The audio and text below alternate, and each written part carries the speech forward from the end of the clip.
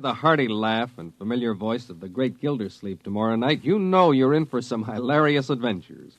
Because whenever Gildy is around, somehow things never seem to go as planned. It might be his impulsive nature, or maybe it's his incurable weakness for the fairest sex, but whatever it is, the great Gildersleeve is bound to keep you laughing for a full 25 minutes. Tune in tomorrow night and meet Judge Hooker, Nephew Leroy, Housekeeper Bertie, and all the rest of the friendly people from Summerfield as they join the great Gildersleeve. Now stay tuned for X-1 on NBC. Countdown for blast-off. X-5, 4, 3, 2, X-1, fire.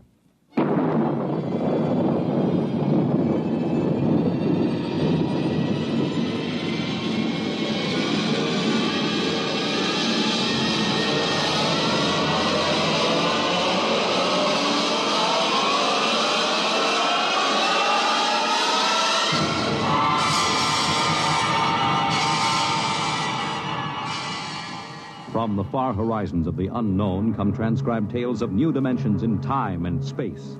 These are stories of the future, adventures in which you'll live in a million could-be years on 1,000 maybe worlds. The National Broadcasting Company, in cooperation with Street and Smith, publishers of astounding science fiction, presents X minus 1.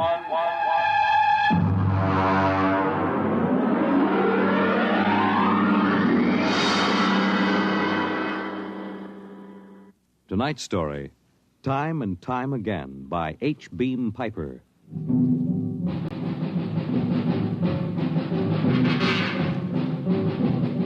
It happened during a routine skirmish in the Great War. Patrols advanced from the defense perimeter under jet cover and preceded by napalm throwers. The enemy defended in depth and mopped up with guided 98s fired from 40 miles to the rear.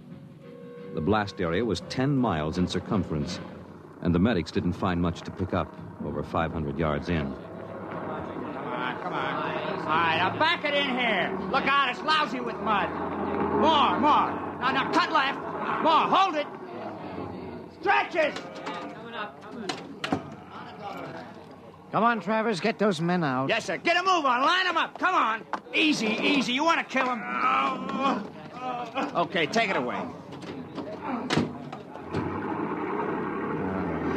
Left those Joes where they was. Half of them won't last till the plane comes. As long as they're alive, they'll be treated. Get those tags out, Travers. Start taking names. Yes, sir. This one must have been 1,000 yards in. Get his dog tag out. What a mess. Here. Hartley Allen, Captain G5 Chem Research, AN-73D. Number SO 23869403-J. Hartley? Allen Hartley. Oh. That must be the Hartley that wrote Children of the Mist and Conker's Road. Never heard of him. Major, I think maybe he's partly conscious. Had I better give him another shot? Go ahead, Sergeant. There isn't much else we can do for him. It's a rotten shame. Yeah, ain't it always? Okay, Captain, let me have that arm. There.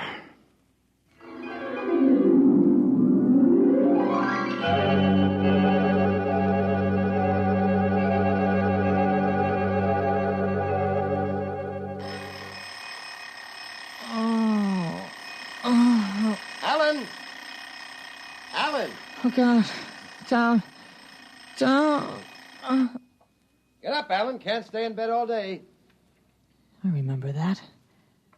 Clear as if it were real. Up and at him. Hit the deck. Remarkably vivid. It's strange. Alan, are you all right? I'm all right. What's wrong with my voice?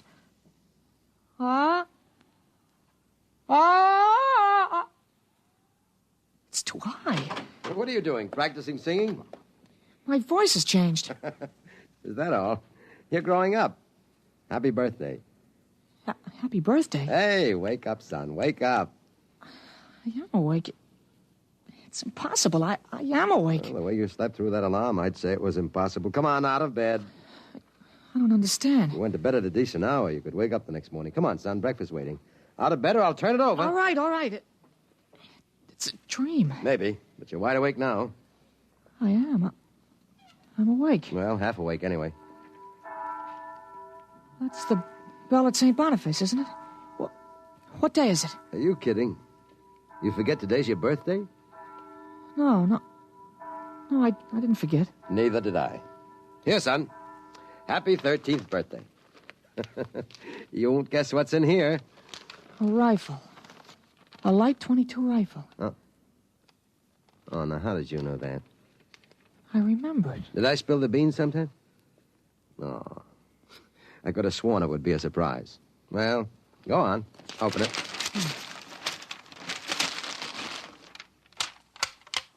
You like it? Yeah. Yeah, it's perfect, Dad. We'll have to lay down rules about using it. And I'll have to teach you how to operate it. I don't believe in letting a boy handle a gun till he really knows how. If I let you play with that thing before I teach you about guns, you'd blow your head off. I suppose so. I'll be shaving, Alan. Come down to breakfast when you're ready. Well, it's a big day today. You're almost a man. Almost. You're still groggy. Snap out of it, Alan. I will. There's a dream in it somewhere, but I'm not sure which. What? Never mind, Dad. I'll be right down for breakfast.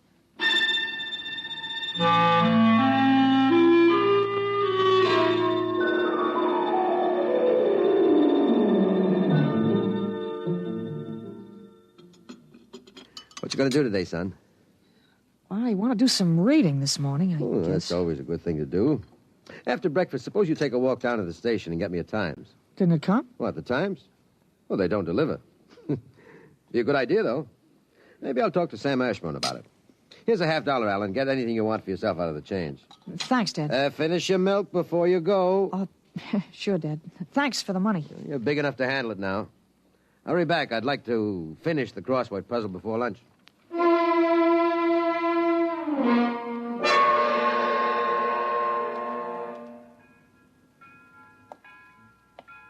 Here you are, Alan, 1 times. Tell your father the puzzle's a stinker this week. Yeah, thanks, Mr. Ashburn. Look out for the trucks when you cross the highway. I'll go across Elton's lot. It's a shortcut. Elton's? You'll have a hard time crossing there, son. There's 4 buildings on that block. I thought they burned down. I've seen them this morning, big as life. I guess that didn't happen yet. What'd you say? Nothing, Mr. Ashburn. I was just muttering. My days, youngsters talked up. Yes, sir. Bye, Mr. Ashburn.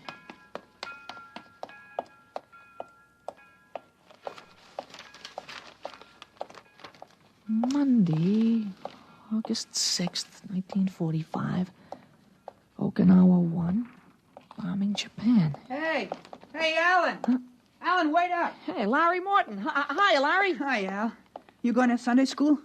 No, I have some things I want to do at home. Oh, get him. Fancy pants talk. Things I want to do at home. Oh, go chase yourself around the block. Go jump in a garbage can. Go take a flying jet to the moon. Hey, that's a new one. Flying jet to the moon. You thought up a new one, Al. Yeah.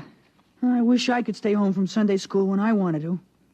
How about us going swimming at the canoe club after? Oh, I wish I could. I gotta stay home. We're expecting company. A couple of aunts of mine. Dad wants me to stay home when they come. Aunts are a pain. Nothing I can do. You see the football movie at the Grand? Boy, what a team. Notre Dame. I thought you'd like Cornell. Cornell? Huh. They couldn't beat Vassar. Well, you're gonna go to Cornell, aren't you? Me, Cornell? Fat chance. I'll bet you do. I wouldn't take your money. Well, I know you wouldn't, but you'll go to Cornell, all right. Cornell. Far above Cayuga's waters, there's an awful smell. Just the same, you'll go to Cornell. Hey, Larry, I gotta go. Well, so long, Al. I'll see you. So long, Larry. See you.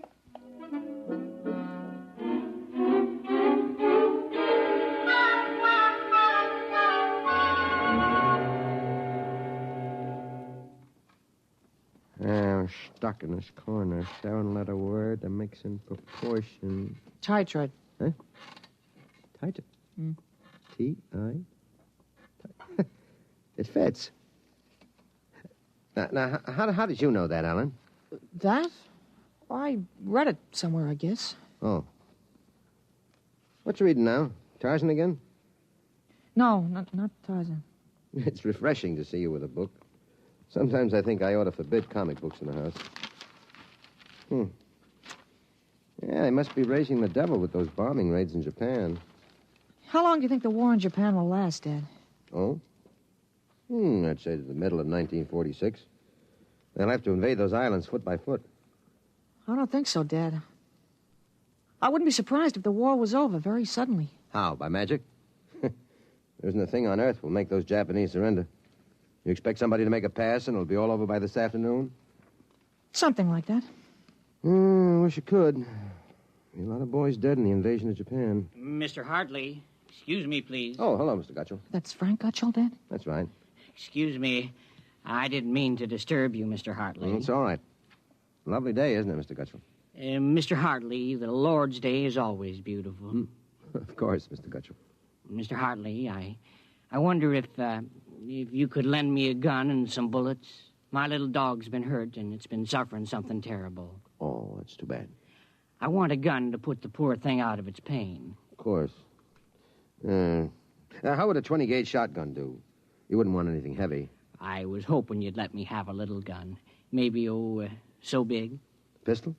So I could put it in my pocket. It wouldn't look right to carry a hunting gun on the Lord's Day, and people wouldn't understand that it was for a work of mercy. Of course, I understand. You're a very religious man. The whole world is evil, Mr. Hartley. Yeah, sometimes it certainly looks like it. Well, I have a Colt 38 special from the auxiliary police outfit. Well, that's fine. Now, you've got to bring it right back, Mr. Gutchell. I might be called out. Now, you'll have to promise to get it right back. Dad, wait a minute. I just remembered. Remembered what? Well, aren't there some cartridges left for the Luger? Then you wouldn't be without the Colt. That's right. I have got a German automatic I could let you have. That way I wouldn't get stuck. You'd have to return it promptly, though. Oh, wait, Dad, I'll get it. I know where the cartridges are. Be careful, son. Well, Mr. Gutchell, it sure turned out nice after all that.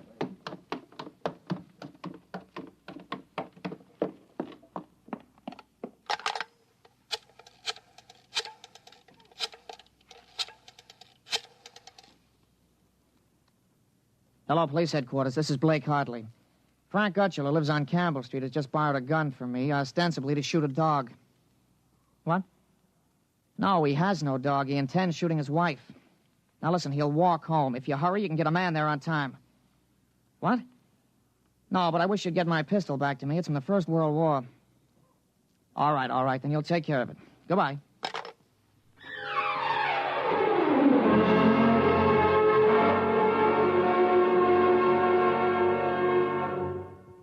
There you are. What kept you, Alan? Well, I couldn't find the cartridges at first.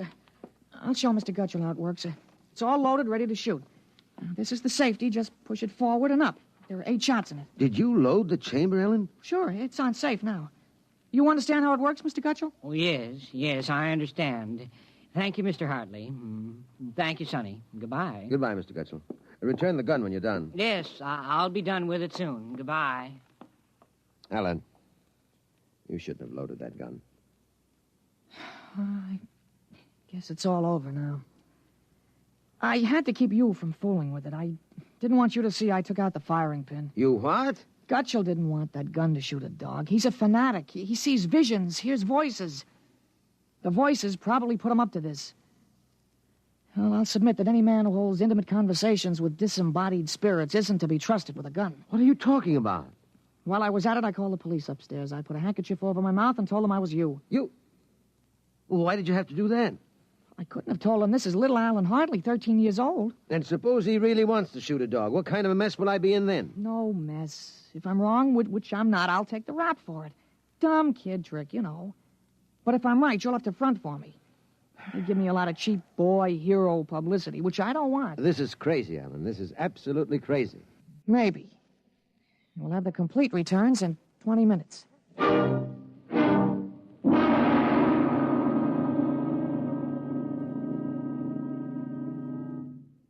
Mr. Hartley?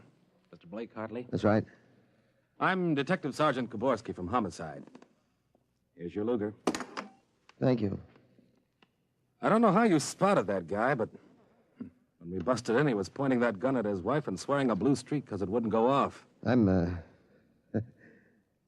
glad I was able to help. You know, they may even have some kind of a citation for you, Mr. Hartley. I don't think that's necessary. In the department, we figure a little publicity never hurt nobody. Even a lawyer, huh? I really would prefer it if it were kept quiet. Well, whatever you say. We'll want you to drop around in the morning for a statement. I'll be glad to. Well, goodbye. Goodbye, Sonny. Goodbye, Sergeant. Why don't you take the citation, Dad? Well, you were right. You saved that woman's life. Now, let's see you put back the firing pin. Sure. Here. All right, Alan. Suppose we have a little talk. But I explained everything. You did not. Yesterday, you wouldn't even have known how to take this pistol apart. Today, you've been using language and expressing ideas that are outside of everything you've ever known before. Now, I want to know... I hope you're not toying with the medieval notion of obsession. What? Well, you say I'm changed. When did you first notice this? Well, last night, you were still my little boy. This morning, I don't know. You've been strange all day. There's been something... Alan, what's happened to you? I wish I could be sure myself, Dad. You see, when I woke this morning, I hadn't the least recollection of anything I'd done yesterday, August 4th, 1945. Oh, but that's serious. You don't know how serious. My last memory was lying on a stretcher, injured by a bomb explosion. I was 43 years old, and the year was 1975. 1975? Well, that's right. You'll be 43 in 1975, but a bomb? Yes, during the siege of Buffalo in the Third World War. I was a captain in G5, Scientific Warfare, General Staff. Buffalo? You mean Buffalo, New York? There'd been a transpolar invasion of Canada. I was sent to the front to check on service failures of a new lubricating oil. A week after I got there, Ottawa fell and the retreat started. We made a stand at Buffalo, and that was where I got it. I remember being picked up and getting a narcotic injection. The next thing I knew, I was in bed upstairs, and it was 1945 again. And I was back in my own 13-year-old body. Oh, Alan, you just had a nightmare to end all nightmares, that's all. I thought it might be that at first, but I rejected it. It won't fit the facts. But it's ridiculous, all this Battle of Buffalo stuff. You picked up something listening to the radio. All the commentators have been going on about another war after this one. You've just got an undigested hunk of H.V. Kaltenborn in your subconscious, that's all. But that isn't everything. I remember 4 years of high school, 4 years at Cornell, 7 years as a reporter on the Philadelphia Record, 3 novels, Children of the Mist, Rose of Death, Conqueror's Road. You think a 13-year-old can dream up all that stuff? But it's the only possible explanation. Maybe, but I can speak 5 languages today that I couldn't yesterday. French, German, Chinese, Russian, and a little Spanish. Although I've got a Mexican accent you could cut with a knife. But how did it happen? Alan, I can't believe it. All I know is here I am. I've been reading up on time theories. Nobody seems to know much about them. Evidently, time exists parallel as another dimension, and I got kicked backwards along it. But how? Oh, it may have been the radiations from the bomb or the narcotic injection, or both together. But the fact remains I'm here with full knowledge of my future identity. This is quite a shock, Alan. But you do believe me, don't you? Yes, I suppose I must. You seem so strange, as if you weren't my son. I'm your son, all right. Same body as yesterday. I've just had an educational shortcut. Wait a minute. If you can remember the next 30 years, suppose you tell me when the war is going to end. This one against the Japs, I mean. Oh, sure. Well, the Japanese surrender will be announced at exactly 7:01 p.m. on August 14th. That's a week from Tuesday. A week from Tuesday? You better make sure we have plenty of grub in the house by then. Everything will be closed up tight till Thursday morning, even the restaurants. I remember we had nothing to eat in the house but some scraps. A week from Tuesday. And that's pretty sudden, isn't it? Not after today. What do you mean? What happened today? Oh, plenty. What time is it, Dad? That's 11:16. Is your watch right? Well, to the seconds, why? Well, it'll come at exactly 11:17:40. What'll come? The radio announcement. What are you getting at? Something important on the radio? Well, we'll see. Well, don't bother, Dad. It won't work. I remember we had a tube burned out. There is something wrong. When is this announcement of yours? Now I remember it. I memorized it in journalism school in 1954. What time is it? 11:18 o'clock. We're breaking into the program now. President Truman has just announced that an atomic bomb has been dropped on the Japanese industrial city of Hiroshima. The bomb was dropped 16 hours ago, and the announcement was delayed to ascertain the results of the explosion. A man named John Howard Peterson read that announcement from the Washington newsroom of NBC. I don't believe it. No? Well, listen. What? That's the Bergplatt factory whistle. And the bells of St. Boniface. Now, next, the whistle at the volunteer firehouse. Well, then it's true. It's true. Sure. Then Larry Morton came by on his bicycle. Hey, Al. Al, you hear? You hear about the bomb? An atomic bomb. Yeah, we heard. Boy, atomic bomb. Oh, boy. I gotta go find my poppies on the golf course. Bye, Al. Bye, Mr. Hartley. You knew. You knew about it. The next bomb hits Nagasaki. I thought that stuff about atomic energy was so much fantasy. Was that the kind of bomb that got you? Oh, that was a firecracker to the one that got me. It was a guided 98. Exploded 10 miles away. And that's going to happen in 30 years? I remember it. How about... Well, how about me? Oh, wait. Never mind. I don't think I'd better know when I'm going to die. I couldn't tell you anyway.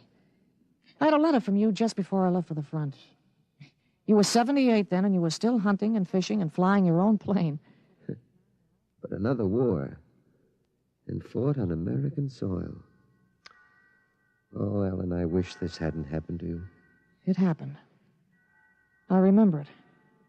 But if I can help it, I'm not going to get killed in any battle of Buffalo. But if you remember it, if time exists as a parallel dimension, then every tick we're getting closer to that Third World War. Dad, you know what I remembered when Gutschall came to borrow that gun? No, I suppose that you suspected him and warned me. No, that wasn't it.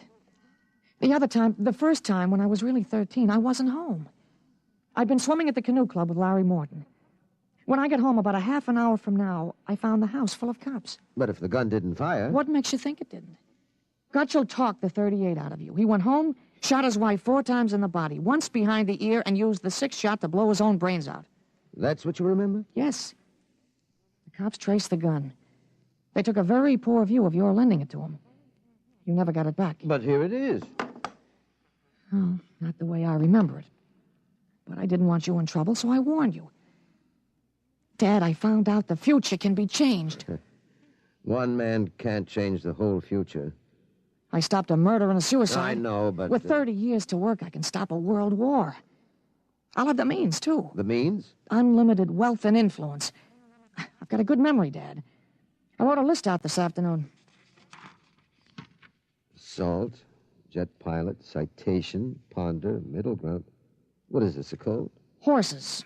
That's a list of Kentucky Derby winners from 1946 to 1970. Huh? You sure? Oh, I learned that list on a bet at the Officers Club in Cincinnati in 1971. Assault paid 8 to 1. You figure out what we can take in. But gambling. Oh, this isn't gambling. It's a sure thing. When we get rolling, we'll make the Rockefellers look like pikers. Assault at 8 to 1. Mm-hmm. I suppose I could scrape up $5,000. In 10 years, that'll make a lot of money. Any other little thing you have in mind, Ellen? Well, by 1952, we start building a political organization here in Pennsylvania. In 1960, I think we can elect you president. President? Isn't that going a little too far? Well, why not? Who wouldn't vote for a politician who was always right? Besides, that's the one thing we've got to change. In 1960, we had a man in the White House who was good to his wife and sang a nice tenor, and that's about all. He fouled up so completely, we ended up at war. Now, I think President Hartley might be a little more trusted to take a strong line. But I don't know anything about international decisions. I do. I know all the wrong ones. If we can stop one murder, we can stop a war. It's worth a try, isn't it? I guess so. How do I start? Well, as I remember, just after the bomb announcement, you got a phone call from the City Fusion Party about the next election. Well, there's a lot of talk about a reform ticket. Well, that call is going to be important, Dad. It's the turning point. Now you've got to know. There it is. Well, what do I do? Well, answer it. Go ahead. But... Don't worry. I'll tell you what to do. Go ahead. Hello? Yes, this is Blake Hartley. Judge Cribbins. Yes. Just a moment. Alan. Oh. He's asking me to run. Oh, my head. Alan. Oh. Alan, what's the matter? Oh. Alan. He passed out. Alan, what do I do now? Alan, listen to me. Alan. Alan, what's the matter?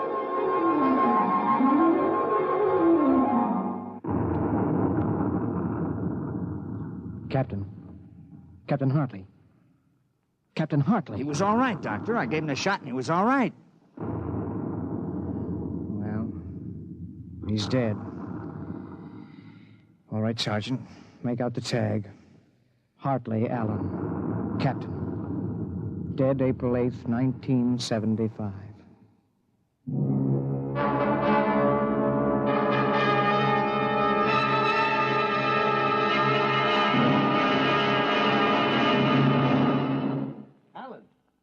Alan, what happened? Alan! Alan! Huh? Alan, are you all right? Oh, hi, Dad. I've got Judge Crimmins on the phone. What do I tell him? What? Alan, are you all right? You passed out. Sure. I'm all right. Hey, today's my birthday, isn't it? What'd you get for my birthday, huh? Don't you remember? The Third World War? What Third World War? Gee, Dad, what's the matter? You're looking at me funny. You don't remember. You're back again, aren't you? Back to 13 years old. Sure, I'm 13 today. For corn's sake, Dad. You must have died up there. It was only a mind transfer.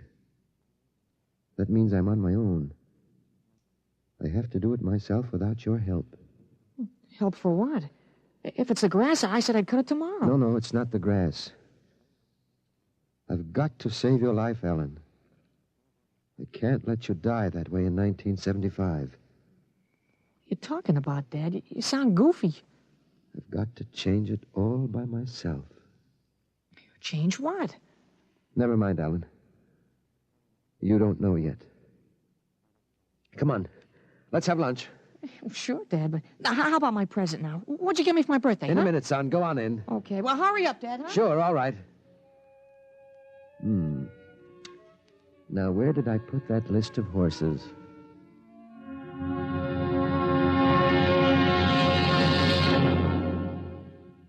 You have just heard X-1, presented by the National Broadcasting Company in cooperation with Street and Smith, publishers of astounding science fiction. Tonight, by transcription, X-1 has brought you Time and Time Again, written by H. Beam Piper and adapted for radio by Ernest Kenoy. Featured in the cast were Jack Grimes, Peter Fernandez, Joe DeSantis, Joseph Bell, Clark Gordon, Herm Dinkin, Dick Hamilton, and James Dukas. Your announcer, Fred Collins. X-1 was directed by Daniel Sutter and is an NBC Radio Network production.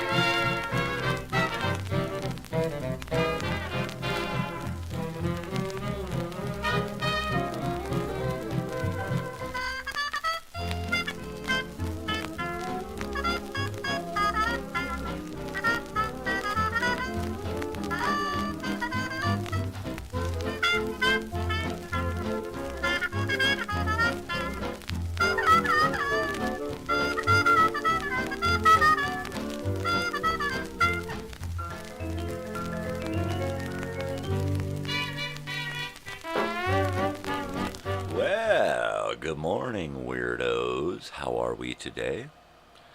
I am doing a little bit worse than yesterday. If you can hear it in my voice, I've got a little bit of that yuck going on. What are you gonna do? Take more vitamins, I guess. That's all you can do. I hope you enjoyed this morning's warm-up show. One of my favorite episodes of X-1, time and time again. There's a great version done by Dimension X, the parent series to this, X-1. And it's actually, they actually use a kid for the kid part. And it's a great adaptation of that. So, here we are, bright and early in the morning on Tuesday. It is Tuesday, the 9th of July. Yeah, here we are.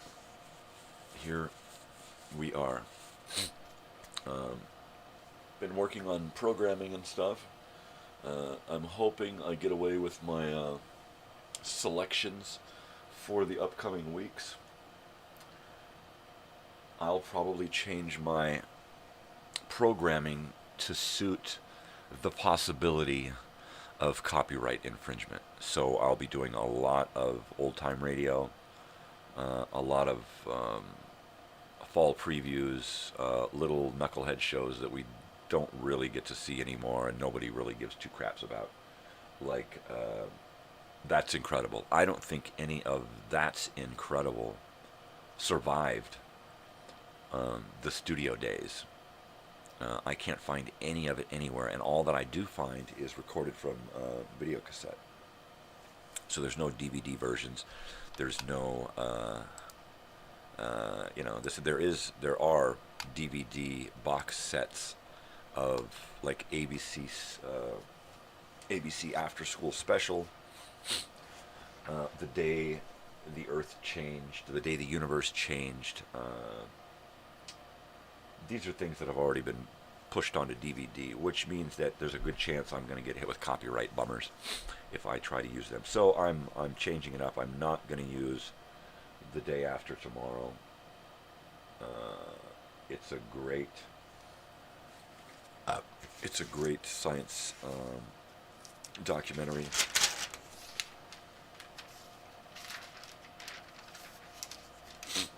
And while it's a great documentary, I did find it on DVD, so I don't want to take the chance that I'm going to upload it and then get hit later. So I'm not going to go there. At some point this week, if I don't hear about the person who made a claim on Night of the Living Dead, then I will push through to have the claim revoked, because it's a public domain movie. The version I used is a public domain, so there's no way anybody can claim copyright on it. You know, there's no.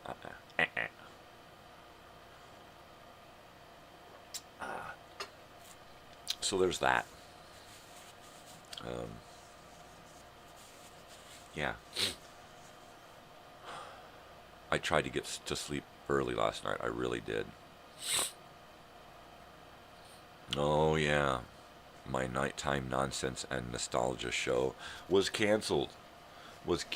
Because of power outage. I had the show. Here's my show. I had the show all ready to go. And then I took a nap and woke up from a nap with the power off. After running around for a while trying to figure out what the hell happened,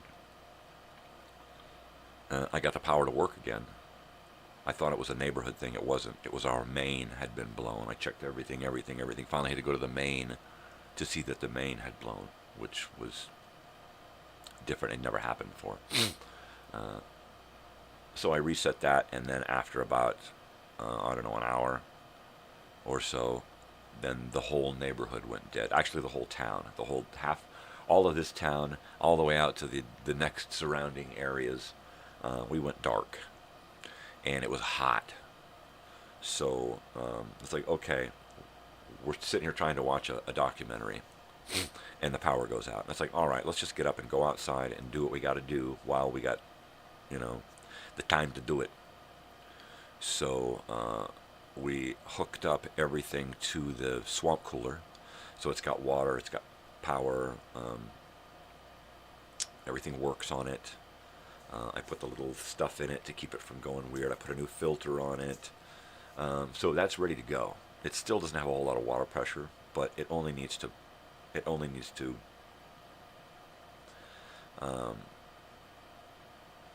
recover from evaporating. That's it, So as long as it can trickle enough in there, and we'll start it up.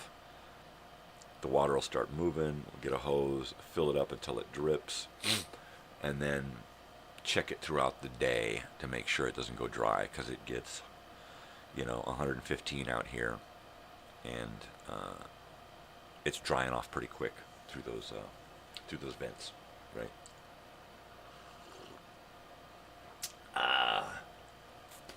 Yeah, baby. So I gotta jump back on the vitamin bandwagon here, and continue to be nice to myself. I was hoping that I was going to have my act together by the end of this week to try to get down to Elsinore. And only if I can get to where I feel comfortable leaving the house, i.e. I'm not going to get halfway through the day and go, oh man, I should have stayed home.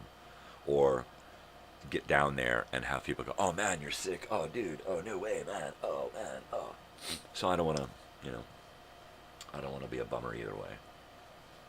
So, it's up in the air. Of course, what's not up in the air is taking a drive to Los Angeles to the Forum to take the kids to see Niall Horn.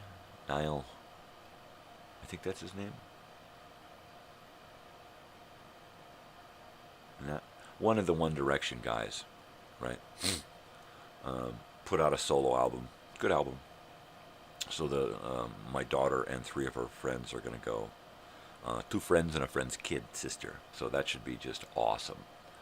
I am not going into the show this time. I am going to take a skinny air mattress, stick it into the back of the hybrid, and flop that puppy out and just snooze. I'm just going to snooze.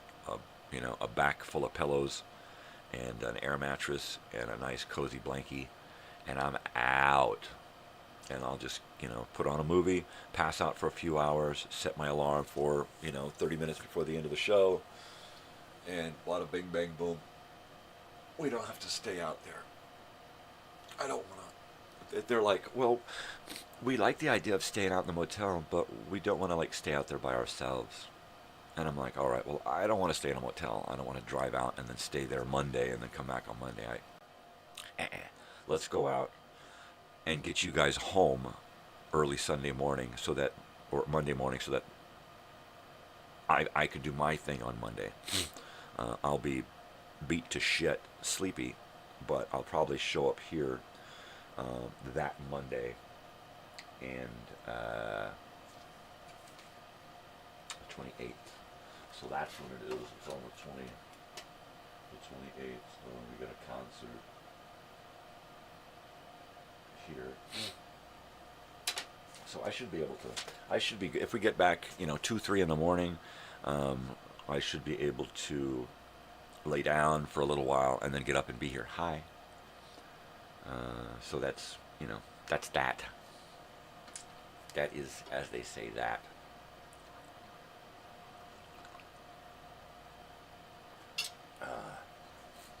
What are you going to do? Not much. Oh, Bong Hits. That's what I can do.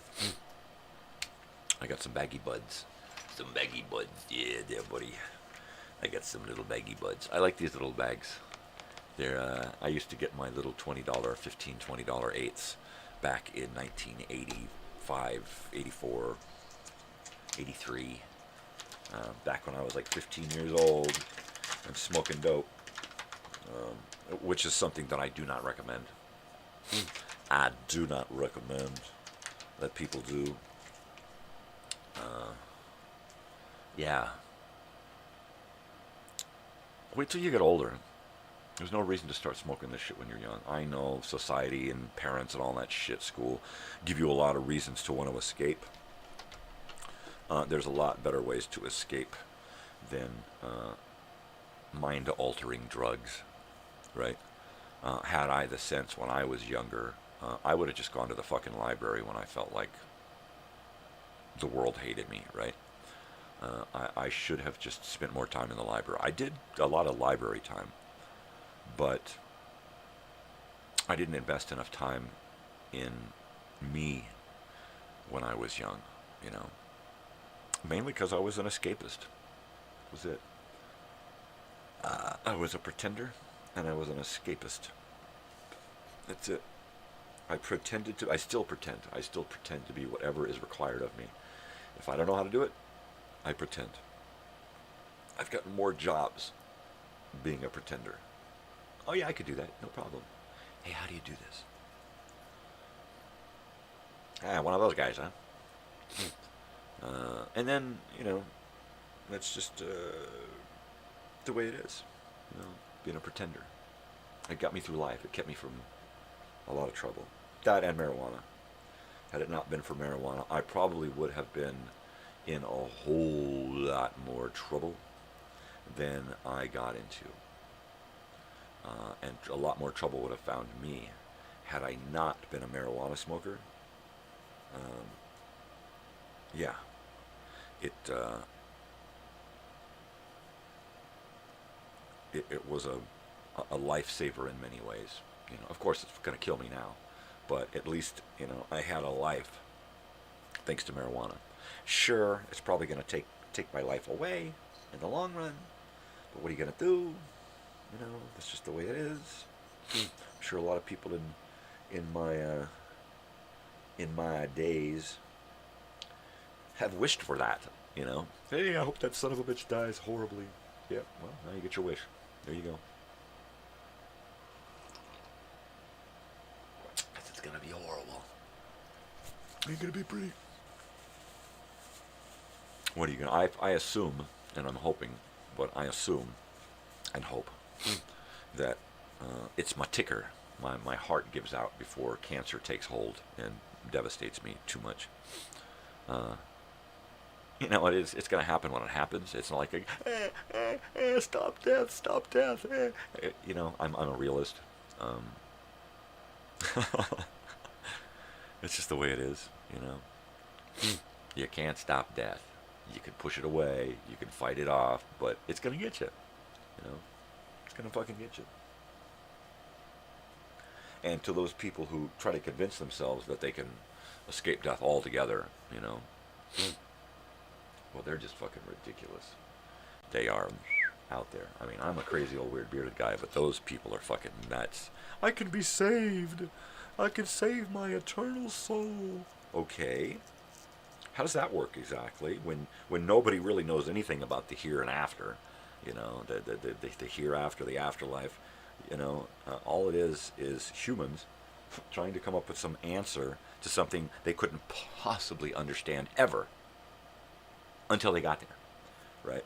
So in order to keep fear from ruling, you know, oh my God, we're gonna, you know, that's the Dark Ages, right? The Middle Ages, when there was no religion and everybody was afraid of dying, you know, and what's going to happen when we die? Everybody freaked out. You know. And how are we going to keep people from freaking out? We got to give them a reason. We got to give them morals, ethics, codes. How about religion? Hey, that'll work. And at the same time, if we create these texts correctly, well, we can control the people too, and grift a little money off of them. How do we work that? We'll call it tithing. Yeah, you pay the church. I've seen the good that churches do, and I've seen the bad that churches do firsthand. I don't like either way. I don't like either way. You know, sure, I'm going to accept that there's something going on beyond our understanding. But it's exactly that, beyond our understanding. Quit trying to put labels on shit you have no fucking idea about, right? That's what I'm saying, you know. Shoot the messenger. Oh my God, he's anti-religion. He's anti-God. He's not. All right? He just likes to think outside the fucking box. All right? And if you can handle that, hang around. If you can't, adios. No big deal, you know. I'm not here to please people. All right? I'm here to be me. That's it. You know, this is my channel where I can express myself, my thoughts, my emotions, my world. You know, and if you're into it, hang out. You know, and if not, you know, there's the door. Stop by again sometime and say hi. You know, when your mind is a little more open to something other than dogma and propaganda. Rhetoric.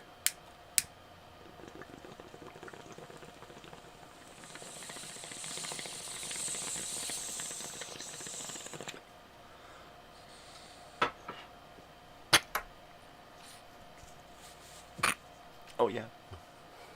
Oh, yeah.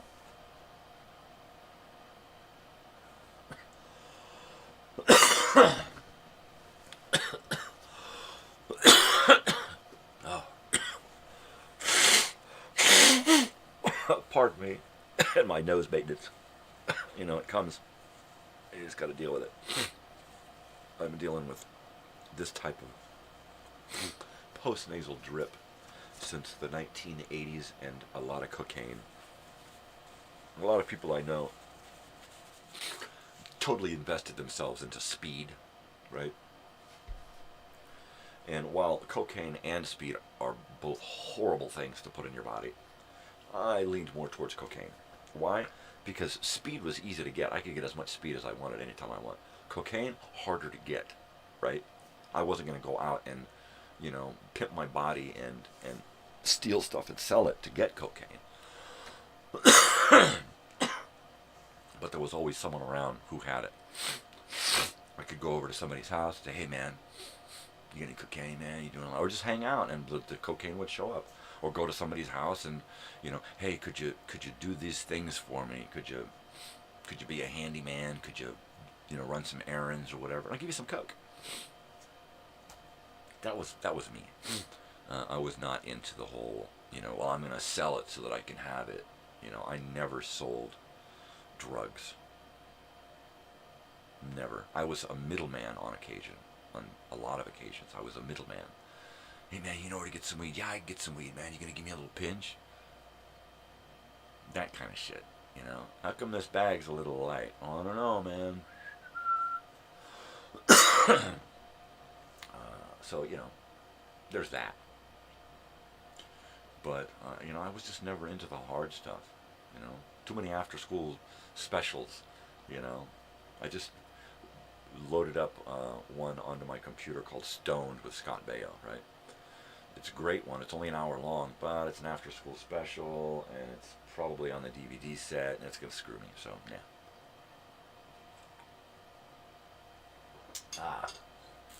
Now, that being said, if there are things that you guys want to watch, let me know what it is, all right? If I can find it and bring it to you, I will. If I can't bring it to you, I'll say, hey, you want to join me once a week for a group watch party? And it'll be a private party on Facebook Messenger where everybody joins in and I push play and we watch Wait Till Your Father Gets Home, right? Watched an episode of that with my brother on Messenger, which was really cool, right? So we don't go live, right? It's not a live YouTube broadcast. It's just a personal video conversation between myself and a few other people, and you join on, we hang out, we talk, and then I'll put a show on, and we'll sit and we'll watch a 20-30 minute show, and then hang out and bullshit, right? And nothing gets recorded, right? It's just for our own experience, right? For our own memory, you know. Or also someone could say, hey man, I really like to to watch that, you know, but I don't get great service, so I can't sit and watch all of the videos, you know, or do a lot of back and forth. But hey, do you think you could send me a copy of some of these things? Yeah, I could probably burn off, you know, a copy of something and share it. You know, I'm not going to sell anything, because this is not a money thing here. I've had to do the money thing my whole fucking life, and it made me dislike a lot of people, right? Because money would always be the deciding factor in everything, right? Oh, we don't have money for that. Oh, I'm sorry, we can't, we're not going to give you money for that. No, we can't help, we don't have any money, you know. Or, you know, you don't make enough money, you know, you don't live the right lifestyle, you don't dress right, you don't have the right car, you don't live in a 30-year mortgaged home, so therefore, you know, you're not worthy. Yeah, I've had the whole judgment thing come down on me from friends, family, strangers, employers, and they just look down on me like I'm beneath everyone else because I don't want all of these other things that people are told that they want. Flat out. That's it. The bottom of the line.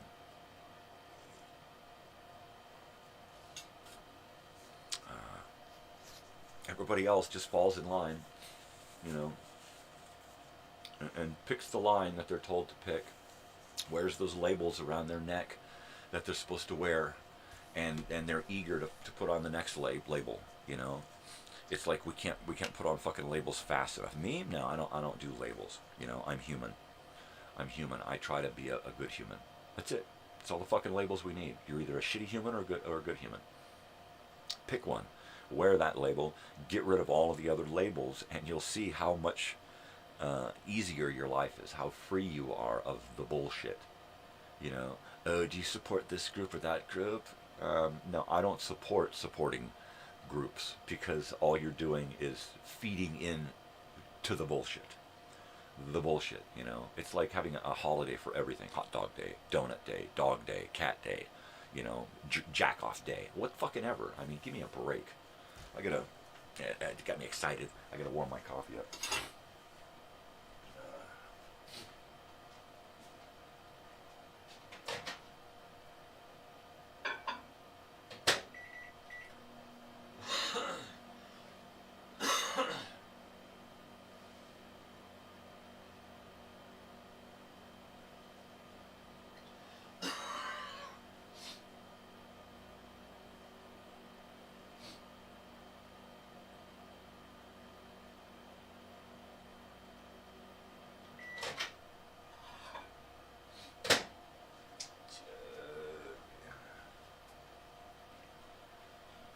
So what do you guys do for oh, no wedgie. What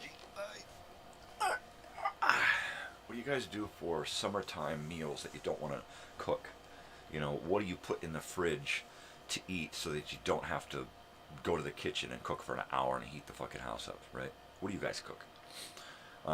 We wind up getting, like, we'll get one of those cooked chickens from Stater Brothers Walmart bonds, right? A whole cooked chicken. Because if you look at the price of a whole chicken and then look at the price of a whole cooked chicken, they're almost identical, and sometimes the cooked chicken is cheaper than the whole raw chicken.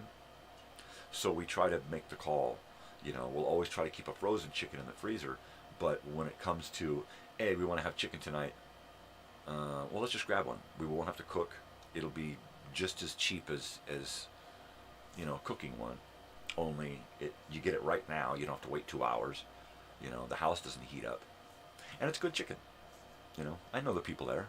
I see the guys every day there at Walmart. You know, they know if they're pulling chickens out at 1, 2 p.m. in the afternoon, and I'm there, I'm gonna, hey man, I want one of them hot ones over there. Yeah, lemon pepper, yeah. And I ain't afraid to talk to these people. Because it's my town, it's my neighborhood, you know. I'm going to treat these people as if they're my neighbors, you know. And I try to treat everyone I come in contact with throughout every single day as if, hey, you're my neighbor. Hey, because we're all neighbors, You know, we all live right next door to each other. All you got to do is pick up one of these fucking things, and there, boom, we're all right next door to each other. So, what the hell? So I try to go through every day with that, and I try to impart that upon my wife and daughter as well. You know, all of the animals in the neighborhood, they're our neighbors, they're our friends, they belong to us. The kids in the neighborhood, they are our neighbors, they are our friends' kids, they belong to us, right? Our neighbors' lives, we are responsible for in some fashion, so that when the power goes out, we hit up the invalid house-bound neighbor and say, hey, what's up? Everything cool? Let us know what you need. The neighbors up here came out walking around during the no electricity period yesterday, and my wife is, hey, did you get that swamp cooler fixed? No, it's a piece of crap, or yada, yada, yada. So between the lady who lives there and my wife and one of the guys who used to live here, Ruben, they went out there and spent an hour and a half fixing this swamp cooler and making sure that it was working, and if not, what do we need to get it work? And it's the spider, it's the thing up top where the pump feeds up into here, and then this squirts off into the evaporative fan things, right? Onto the sponges or whatever, the mesh stuff. So, okay, that's all that needs to happen now. So Ruben, who does this all the time, is like got all of the parts except for that. It's like, okay, all we got to do is get this, and bada bing bang boom. Now I sold off 3 swamp coolers a couple of years back, and I was collecting them. I would collect them for a couple of bucks here. This one's free, this one's at a dumpster, and I would just bring them home, and it's like, okay, at some point we're going to fix these up and sell them or use them for something. One of them was one that we had forever, a big giant one, right? And we had it forever. And one of our friends, and it sat on the back of our trailer for a long time after we moved in here, because this place has a swamp cooler. So it sat out there, and one of our friends is like, hey, do you have an extra swamp cooler? We need cool. And it's like, yeah, I got one right out here. All right, yeah, everything works on it. You know, you just may need to do this and this. All right, yeah, cool, how much? Pfft, take it. If you need it, take it, man. Take it. I had some guy from out of state, Colorado or something, and he drove all the way down here and picked up 3 swamp coolers that I had in parts. And I had taken all 3 of them apart and had sanded everything out and painted everything and had begun putting it all back together and had done greased bearings and new bearings and pumps and all this stuff. And I was like, you know what, we need the room, I need to get rid of all this stuff. It was like, so the guy came over and traded me a bunch of weed, you know, for the 3 swamp coolers, some cash and some weed. It's like, yeah, sure, whatever, you know, because I mainly just wanted to get them to people who were going to use them, you know. And while I would put, oh yeah, this is how much money I want for them, they'd call, and then it'd be like, well, you look as poor as me, just take it, right? I don't know how many times we've done that. We've put an ad, you know, on old Craigslist or in Marketplace, and we'll put an ad up to sell something to someone, and it'll be something like really important, like an air conditioner, cooler, or a heater or something, and it'll be like, and you could totally tell when they get here that they can't afford to go buy something new, you know. And so you want to make sure that you're not giving them crap, right? And at the same time, well, you know what? You need it more than I do, more than I need the money. Take it, you know, because I can't guarantee how long it's going to last, right? We owned it for 1.5 years, 2 years, whatever. It may have a lot of life left in it. We cleaned it up. It looks good, feels good, works good. But who knows? Just take it, you know.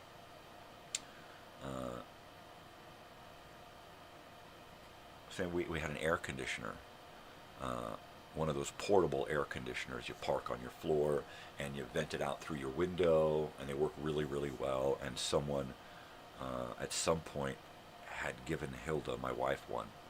And we held on to it for a little while, but we really didn't have any use for it. And we kind of wanted it in case one of the air conditioners at one of the houses that we care for broke down, and then we could just wheel it over, stick it in a room, and because we have those in a couple of the houses just in case. And we held on to it for like 6 months or a year or something. It was like, you know what, let's just sell it. And we put an ad out there for like $100 or something, and somebody came over and offered us $80, and we could totally tell that $80 was really pushing it for these people. And it was like, take it, you know. We didn't pay anything for it. Why should you, right? It was a gift to us. We'll give it to you. I mean, we do that so often. You know, we've got an old Saturn here, 97 Saturn SL. And our neighbors had a car accident. And so we just said, here, take it. It's insured. As long as you tell them you're just driving it once in a while, you're insured in it. You know, you drive it for a month or two until you get your shit together and can get another car, right? Well, unfortunately, the husband who wasn't supposed to be driving it drove it and had a seizure, right? And was pulled out of the parked car and taken to the hospital, and then the car was impounded. So we had to get the car out of impounding and pay for that, right? So it kind of put a stopper on us helping out people that much, right? But I don't look back at it as a bad thing. I mean, I look back at it as, you know, 2 months she had the car and she was able to get her shit together, right?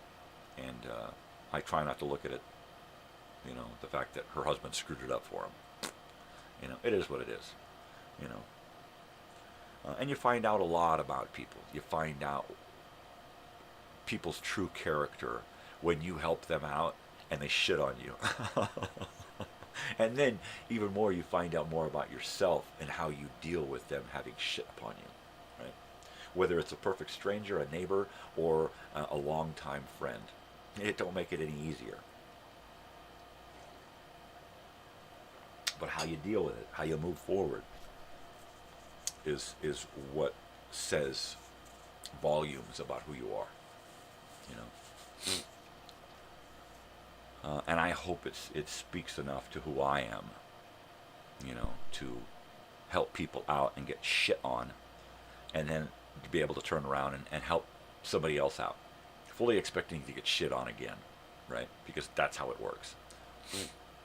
That's the human race at this point. Most of the human race is gimme, gimme, gimme, with their hand out, and while they're sticking their hand out, they're reaching around and trying to pull something out of your pocket, right? Because greed, and we're taught greed constantly, you know, greed. It's part of our mantra. It is like almost a religious notion in this country. So much so that greed is capital. Greed is, you know, the one driving factor in capitalism. It's greed. Plain and simple. You know, you look at those guys who buy the patent on a pill that they're charging $45 for a pill, and then he knows that this is a life-saving pill and that people will pay $700 for the pill. And so he just buys the patent, raises the price, makes his money back overnight, right? While others people are dying because they just can't afford the pill anymore and their insurance won't cover it, you know, or they have to suffer. So greed, capitalism, corporate America, U.S. government, religion is, I hate to say it, but is mostly about greed. It is. Greed is a big core part of, you know, most religions. You know, gimme, gimme, gimme, and I promise that you'll be taken care of. I mean, call it what it is. It's evangelism. That's all it is, you know. Call it what it is. You know, if you want to, you know, berate me over having ideas outside the norm, then go ahead. You know, I can take it. I've been beat up my whole fucking life by people who are so convinced that everything they've been told is the way of the world, and they will not lift their heads up out of the bullshit to see reality for what it is. Reality. You know, they're so wrapped up in themselves and this perfect little world that they want to convince others they live in, you know.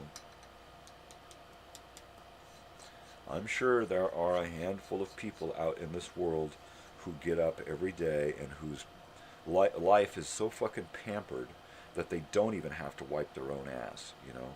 But most of the people on the planet want everybody on the other end of that fucking idiot device, right?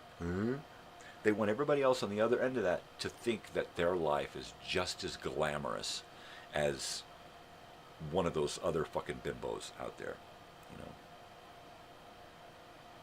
So we're constantly lying to ourselves. We're constantly lying to each other. You know, we completely ignore the important people around us just for screen time, right? And it happens here in my own home. I don't want it to happen, but it happens here in my own home, where we're watching a movie, and then all of a sudden you look down and we're all on our phones. And I was like, what the fuck? All right, everybody put their fucking phones down. Let's watch the goddamn. I'll turn the goddamn movie off. All right. You know, I'll be the first one to say fuck this and turn my phone off and throw it down. Fuck this. You know, why do I allow this thing? You know, because they tell us that we must. That's it. And so we just go right along with it, even though they don't do anything for us but rape us on a daily, hourly, minutely basis, right? You have to pay for every single part of your existence. Every single part now, right? You can't even drink any water now without being charged for it, right? You used to be able to go anywhere and get a free drink of water.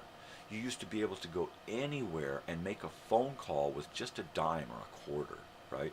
And now you have to have a fucking phone and a subscription, and you got to allow all of this bullshit into your life. And then, in order to deal with it and life, you got to have all of these fucking apps. When did we allow them to tell us we need all of this bullshit? You know, right after 2000, when they decided that that they had to control everything completely.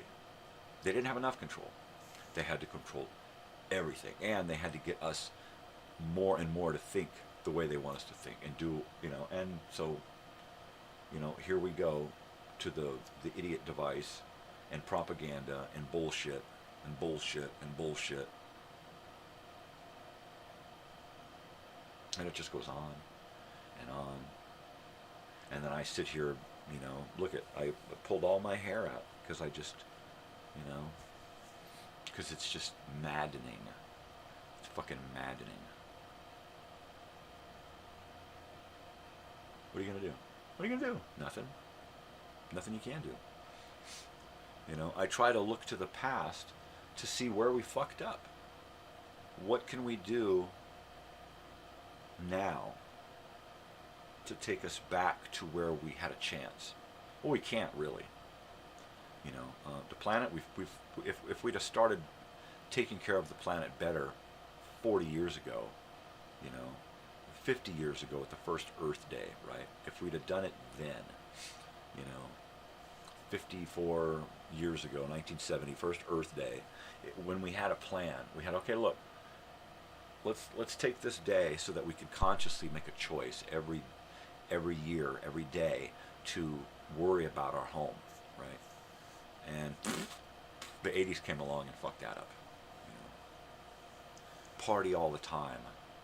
You know, party like it's 1999. Party, party, party. Big hair. You know, it got lost. It totally got lost. And we lost the game. We lost the fight. We lost the battle trying to save this planet. I see it every day around me that we're screwed. Nobody wants to lift their heads out of their fucking idiot devices to see what's going on. And the powers that be don't want us to think about it. They want us to look at all of these beautiful, glamorous, exotic places and imagine ourselves there, you know. And they've got us bamboozled. They've got most of the planet bamboozled. Of course, all those that are out there struggling every single day to put food in their fucking mouths, right? They see the reality of it. Do we see any of that here in the United States? No. They don't show us that shit. Maybe once in a while on a commercial, feed the hungry, take care of these poor animals, these old ladies in Poland. I mean, yeah, every once in a while they'll try to tug at our heartstrings, but do they throw any of this reality at us constantly 24/7, which is what we need? No. No, they hide it in the minutia of bullshit. They keep us entertained. Why do you think we have so many venues now to see shows? Back in the 80s, you could only see concerts at a couple of clubs and a couple of concert halls and arenas and stuff per city. And now, everywhere you look, there is a fantastic act playing in a place near you, right?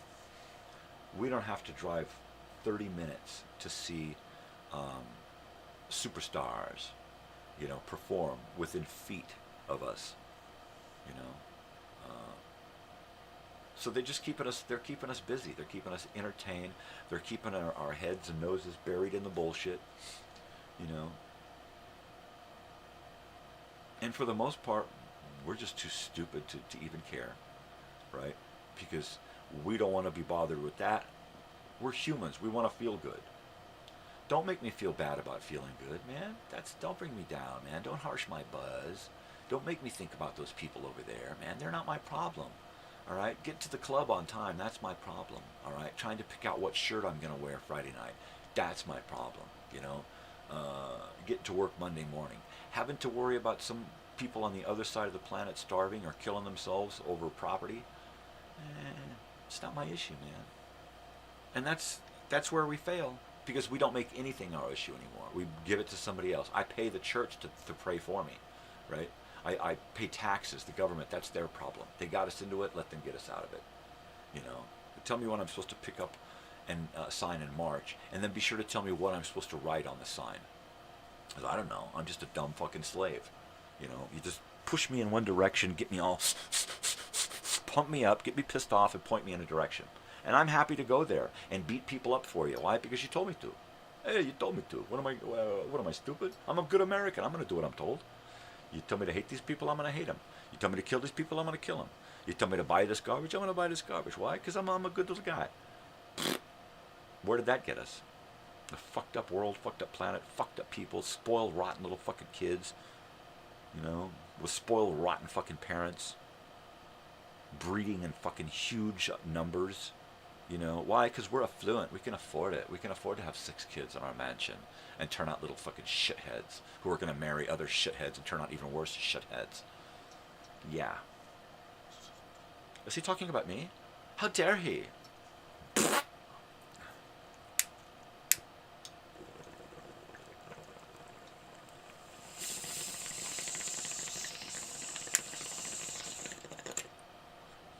Why am I here? Why am I doing this? I'm not taking this fucking rage with me every day. I'm not going to die taking all this shit to my grave with me. I'm as mad as hell, and I ain't going to fucking take it anymore. You got a problem with that? Get on here and fucking start screaming too, alright? I do not condone violence, but this world needs a severe ass whooping, right? It needs to be bent over and fucking spanked severely. The country's being run by a bunch of spoiled, rotten, little children in the bodies of old white men, right? Fat old fucking white slobs who have had everything given to them, or if not, are so beyond the poverty that they came from that they don't see the rest of the world as the same, right? All of these people on a higher echelon than everyone else. Why? Because they have power. They've made it. I'm a judge. I'm a politician. I'm a police chief. I'm a head surgeon. Yet you try to get some humanity out of any of these fucking people, and they're like, yeah, fuck you, buddy. Hey, what kind of constituent are you? What do I owe you? Fuck you. Fucking hypocrite. Fucking bullshit. I gotta warm up my coffee. I got to do it.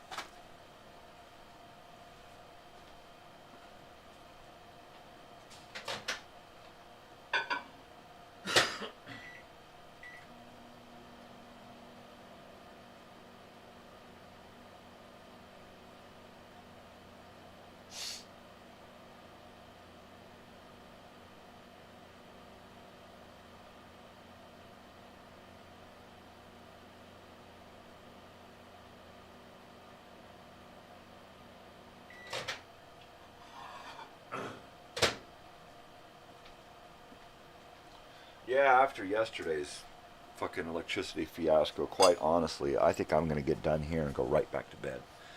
I didn't get a good nap yesterday because the electricity went out, and I didn't get to snooze as long as I wanted to, and then I didn't get to do the show, so I was completely unfulfilled there. And then the power went out, and then I went outside, and I spent like 3 hours outside.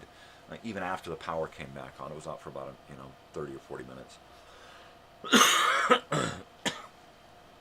Damn it. So I spent some time outside, hosing down the backyard goods. Had to soak that backyard where the dogs pee and poo. Sometimes you got to flush the toilet, right? So I just soaked the backyard, left a tiny trickle on our tree in the back. Hopefully I can get it to flourish. Soaked the garden up front where all of my wife's roses and succulents and stuff are. So I soaked that down. It needed it. She just kind of sprays it down every day or two. I like to give it a good soaking, just soak that shit. And then, like every other couple of days, just give it a good, just throw the hose in there on low and just let it fill up, right? It's important. Out here in the desert, you need to keep your plant beds, keep moisture down low. So you need to soak it up top so it pulls it down in there. Muy importante. And I just kept soaking that backyard. It's just dirt. So I just kept soaking it. It would puddle up and it would drain down. I just soak it again and it would puddle up and then it'd drain in and go dry again. Just kept doing it. Kept doing it. Doing it. Oh, man.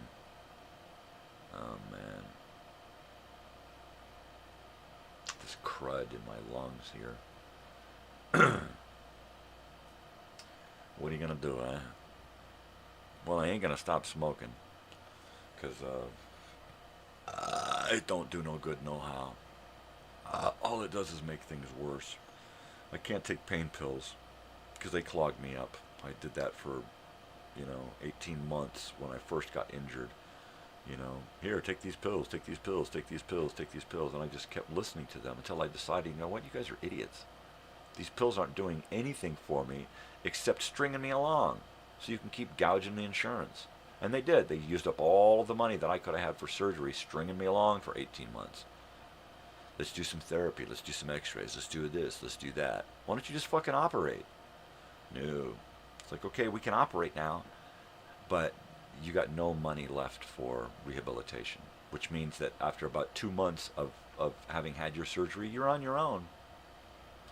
And coming out of your own pocket. Oh, and by the way, the company that you worked for, the family that you worked for that said, hey, we're family, they're not going to cover your insurance anymore, right? Because they don't want you back. You're broken. They don't want a broken person back, And it's like, well, it's not like I was going to sue you guys, but you know what? Fuck you. Now I am.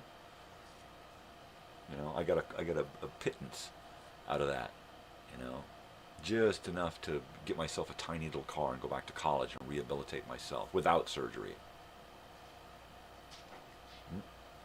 I gotta let a dog out. Right back.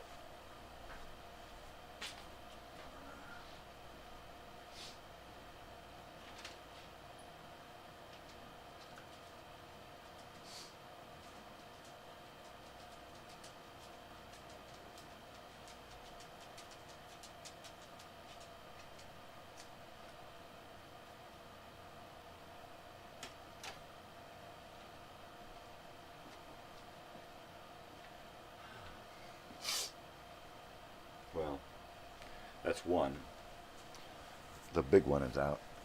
Of course, one of the little ones was looking at me. I'm like, are you coming out? Are you coming out? Are you coming out? And he's like, I'm assuming now that I've sat back down, he's going to get up. And then he'll come out. He'll want to go into the other room. He'll walk into the other room. He'll look around. And then he'll come out. And then he'll want to go back into the other room so he can go outside. And then he'll come back in, and then he'll tickety-tack, tick-tack, tick-tack around the door, and then I'll have to let him out again, and then he'll want to drink, and then he'll want to go back into the other room. And it's just this dog thing that happens every day. Every day. Psst. Big face. Psst. The crud. I should probably be drinking tea, but tea don't wake me up. You know, if I was drinking tea, I'd be 1 hour. I'd probably be ready to go back to sleep. Yeah. So let's see what's happening tonight. Tonight is Tuesday, right? So in search of Amelia Earhart. Ooh. And a little documentary from 1983 called The Navigators. And it is about the Pacific Islanders and navigating in their fashion. I honestly haven't seen it yet. I've only seen bits and pieces. Last night we got a new episode of Nova, The Pinks and the Blues, which is gender role identification, right? Well, boys are supposed to do this and girls are supposed to do that, right? One of those type of things. So yeah, tonight In Search of at 8 o'clock. Check it out. Check it out. And then tomorrow is Old Time Radio Wednesday, which means we're going to get 4 episodes of Old Time Radio. 8 and 8:30, and then noon and noon 30. So we're going to get 2 morning shows and 2 lunchtime shows. Every day you can get a morning show and a lunchtime show, but on Old Time Radio Wednesday, I thought I'd kick it up a notch and bring shows that aren't on a regular schedule. Right? So there's that. And all kinds of stuff going on this week. Friday, Good Against Evil, 1977. Dak Rambo, and a little-known actress by the name of Kim Cattrall. So that'll be fun. I can't wait till Friday. Last Friday's movie was Pickup Summer, a.k.a. Pinball Summer. It's all about pinball. And it's I'm going to have to sit and watch that one. I told my daughter, check it out. So I'll probably pop that one on and lay down and watch that one later.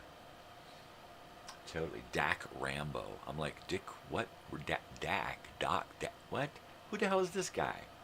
And you look at his face and go, he looks a little familiar, but I could swear he was a porno actor. I don't know. I don't want to research Dak Rambo. Not until after I watch it. So, yeah. Totally. And then next week I've got a lot of Old Time Radio ready to go, and then a bunch of old TV crap and some educational films. I'm going to try to ease back on all of the possible copyrightable crap. So my program will probably change by the end of this month. You'll see it kind of come down to where it's going to stay. All right, I'm going to continue with In Search of, because I'm not getting any blowback about those episodes. I may delete them from my channel after a year, or before a year is up. Everything that's going on my channel is going to get recorded here at home, so that I have my own hard copies of it and my own external hard drive files saved. So my ultimate goal is to not rely upon YouTube to archive my stuff. So I think during a portion of my hiatus, I'm going to start bringing everything home, like all of the videos that I've created, Old Time Radio, movies and stuff, all of these things that I've taken raw material and then put it together and then put it on my channel. All that stuff is here. My first trailer to the last radio show I did, all of that is created here as uploadable content. So all of that is already saved here. I just have to organize it, catalog it, curate it. But along with that, I need to take all of the live stuff that I've done, download it here onto my computers, and then file it away somehow. Probably give it its own external hard drive. I imagine YouTube material is going to be split up between 2 different hard drives. One hard drive will be like a 4 terabyte drive. with just videos, stuff that I've created from borrowed content, and stuff that I've created personally. And then another hard drive will be just live stuff, just live content that has gone to video, and then just upload it and just save it away. Because ultimately that's it. That's going to be all of me, pretty much, on YouTube. Between YouTube and these files at home, I will pretty much be saved, right, so to speak. All of my imaginative creatings and all of the crap that goes on in my head, my old stories, thoughts and ideas and hopes and aspirations and all of that. Well, it should all be here, most of it. The deep, deep, dark secrets of my mind. Of course, a lot of that is going to be here too, hidden away in the minutia of the day-to-day shows, right? You'll have to dig for it. But, you know, in the long run, this will all be for my daughter, so that she's got some way to remember and figure out who I am, you know. I'm like, oh, he was so weird. I figured out why he was so weird. Totally. I can dig it. I can dig it. I'm just, you know, I'm just happy to be here. You know, every morning I fucking wake up and I was like, wow, I'm still here. So I'm just damn glad to be here, you know, and I'm just going to try to make the most out of every day possible, whether I'm sitting here doing this or sitting here doing something else, creating, or out in the world doing something. I just do the best I can with what I got, and try to, you know, the best I can impart goodness upon people, you know, and not focus on the negative bullshit that keeps coming back at me. You know, try not to let that distort who I am, because most of my life it has. It's distorted the guy that I should have become, because I suffer through the bullshit, you know, and it changes you. You know, it hardens you. And I've been jaded most of my life because of the bullshit that I've had to deal with, you know, and the bullshit people, you know, where you're like, oh my God, you know, we're like going to be friends forever. And then you look up one day and they're just gone. You know, you're hearing the crickets. You're talking to an audience that ain't there, you know, which is like this most of the time here, which is why it's easy for me to sit here and do this, knowing full well that most of the time nobody's going to watch or even care or comment or anything. Why? Because I've been talking to myself my whole life and nobody's been listening. I don't expect that to change. You know, I expect that at some point my daughter will take all of this and watch it and use it and learn from it. You know, because that's basically the main reason I'm doing this. You know, so that I'm still here when I'm gone. You know, so that I'm still here after I'm gone. Because we're all going. Where are you going, man? I'm going home. No, really. And a lot of people boo-hoo it. You know what? I guess if you never made it into college, or you never took the class in college called Death and Dying, or if you didn't have a good teacher or professor during that class, if you took that course in college, then you probably understand where I'm coming from. You know, if you're heavy into a religious background, well, then you probably have no idea where I'm coming from. You know, but you know, I fully expect to die, right? Everybody else, you talk to people and they boo-hoo death like they're gonna outlive death or something, or they're gonna, you know, be the first person to live 1,000 years, right? And you get all of these people with these notions about death and dying, you know, and most of them are, you know, misconstrued aberrations of our teachings as kids, you know, in Sunday school and what our parents taught us, you know. And I've always been straightforward with my daughter. Look, you're born, you live, you die. You know, the in-between can last any amount of time. It's not up to us. You know, everything dies. Everyone lives, everyone dies, you know. I've always been honest with her about life and death and living and hate and love, and I never pulled any punches. I was never harsh in my teachings, you know. I was matter of fact, but I was talking to a kid, you know, and those teachings evolved as my daughter grew. So now I think she's got a good head on her shoulders, and she was able to take the same death and dying class that I took out at this college 10, 11 years ago with the same professor the last semester that she was teaching, right? So she got to enjoy the same teachings that I got to enjoy from the same professor at the same campus, which is really one of those things that I just, it means a lot to me. You know, that right there means as much to me as it meant for my wife to see my daughter do catechism and first communion and all that stuff, right? It really meant that much to me to know that she took the time, took the opportunity to learn about death and dying from a lot more different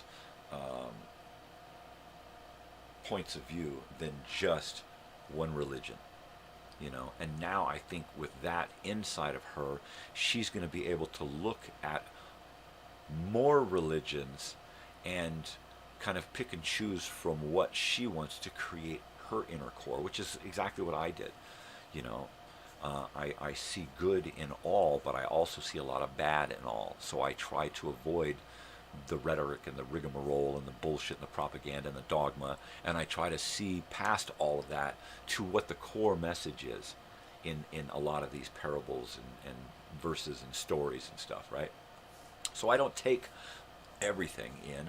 I say, okay, well, this is something that's going to keep you good inside. This is going to keep you golden, right? So that I want to keep. All that other stuff, that's for slaves. All of this other stuff, now that's for people who are zealots. All of this stuff, that's good, but without education, it's just dogma. It's just propaganda. It's just getting to you to be a good little soldier, okay? And I do not abide by that. You know, humans have to think outside of everything. They have to think outside of themselves, outside of the box, outside of their teachings, outside of the religion that they're taught. They need to, you know, when you have everybody following the same doctrine all the time and not giving an inch, you get war.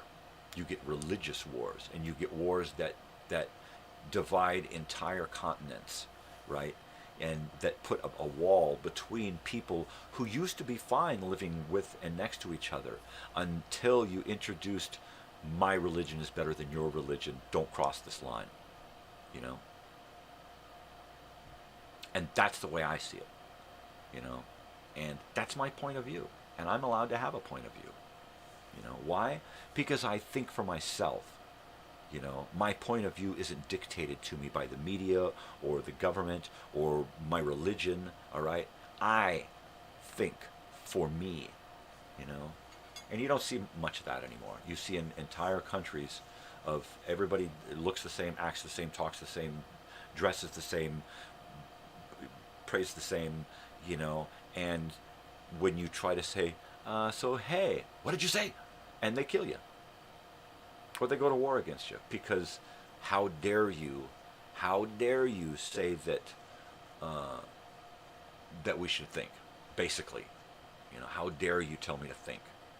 They take care of me, you know. My religion or my government does my thinking for me, you know.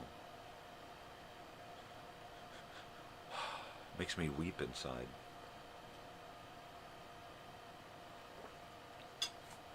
There's so much more to humanity, and we just keep going backwards. you know.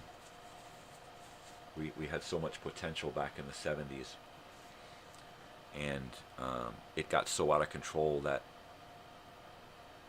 you know, the whole idea of religion and politics just merged.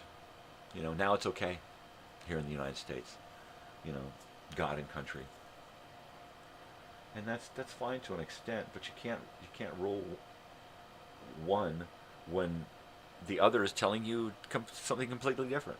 You know, it boggles the mind. It confuses me so that I gotta just take a bong hit, right? What are you gonna do, eh? Nothing. Yeah. It's great. It's great. It's great. Great. Alien OG. Alien OG.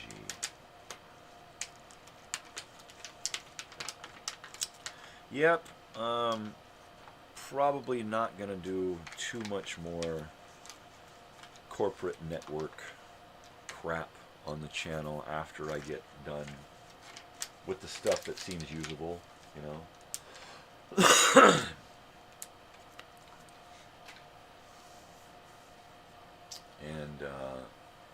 And just try to stay away from the copyrighted, you know, the possibly copyrighted bullshit.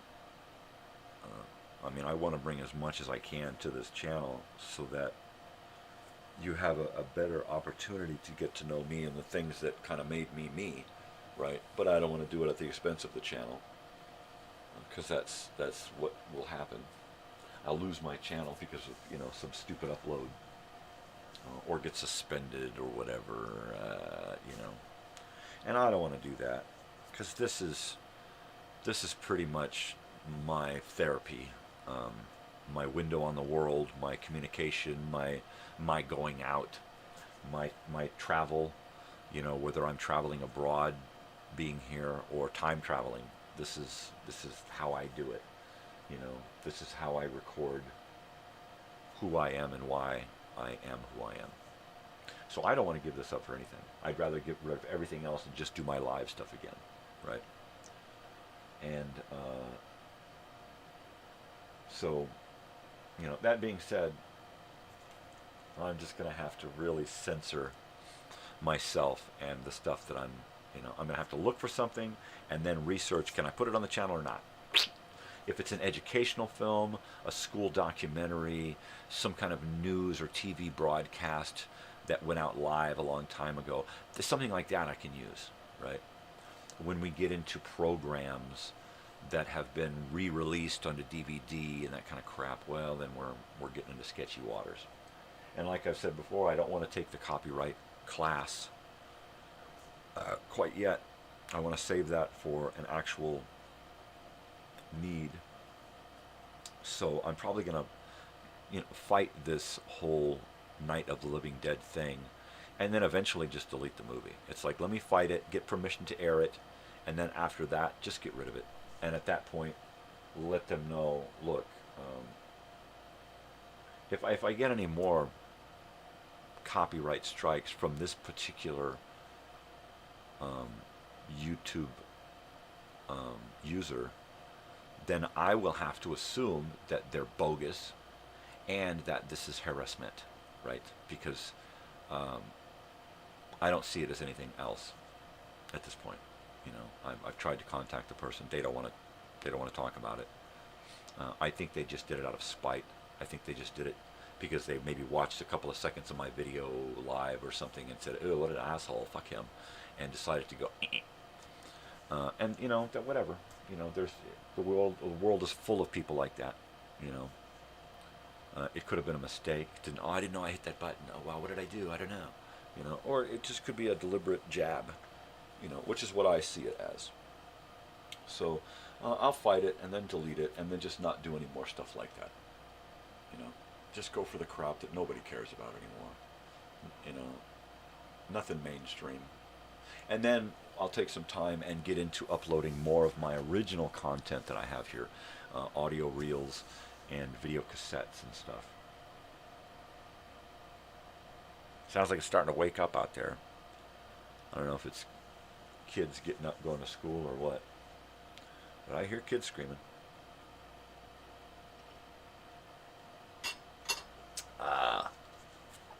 Used to be a lot of school-age kids in this park. Now there's only one family here now with school-age kids. Wow.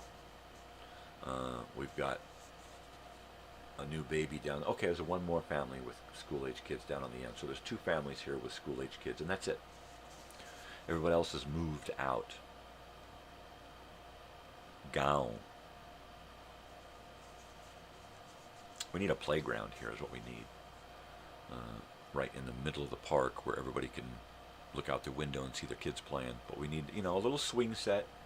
One of the little teeter-totter things. And maybe a sandbox to plop the kid with a shovel, There's some trees there, so it's shady,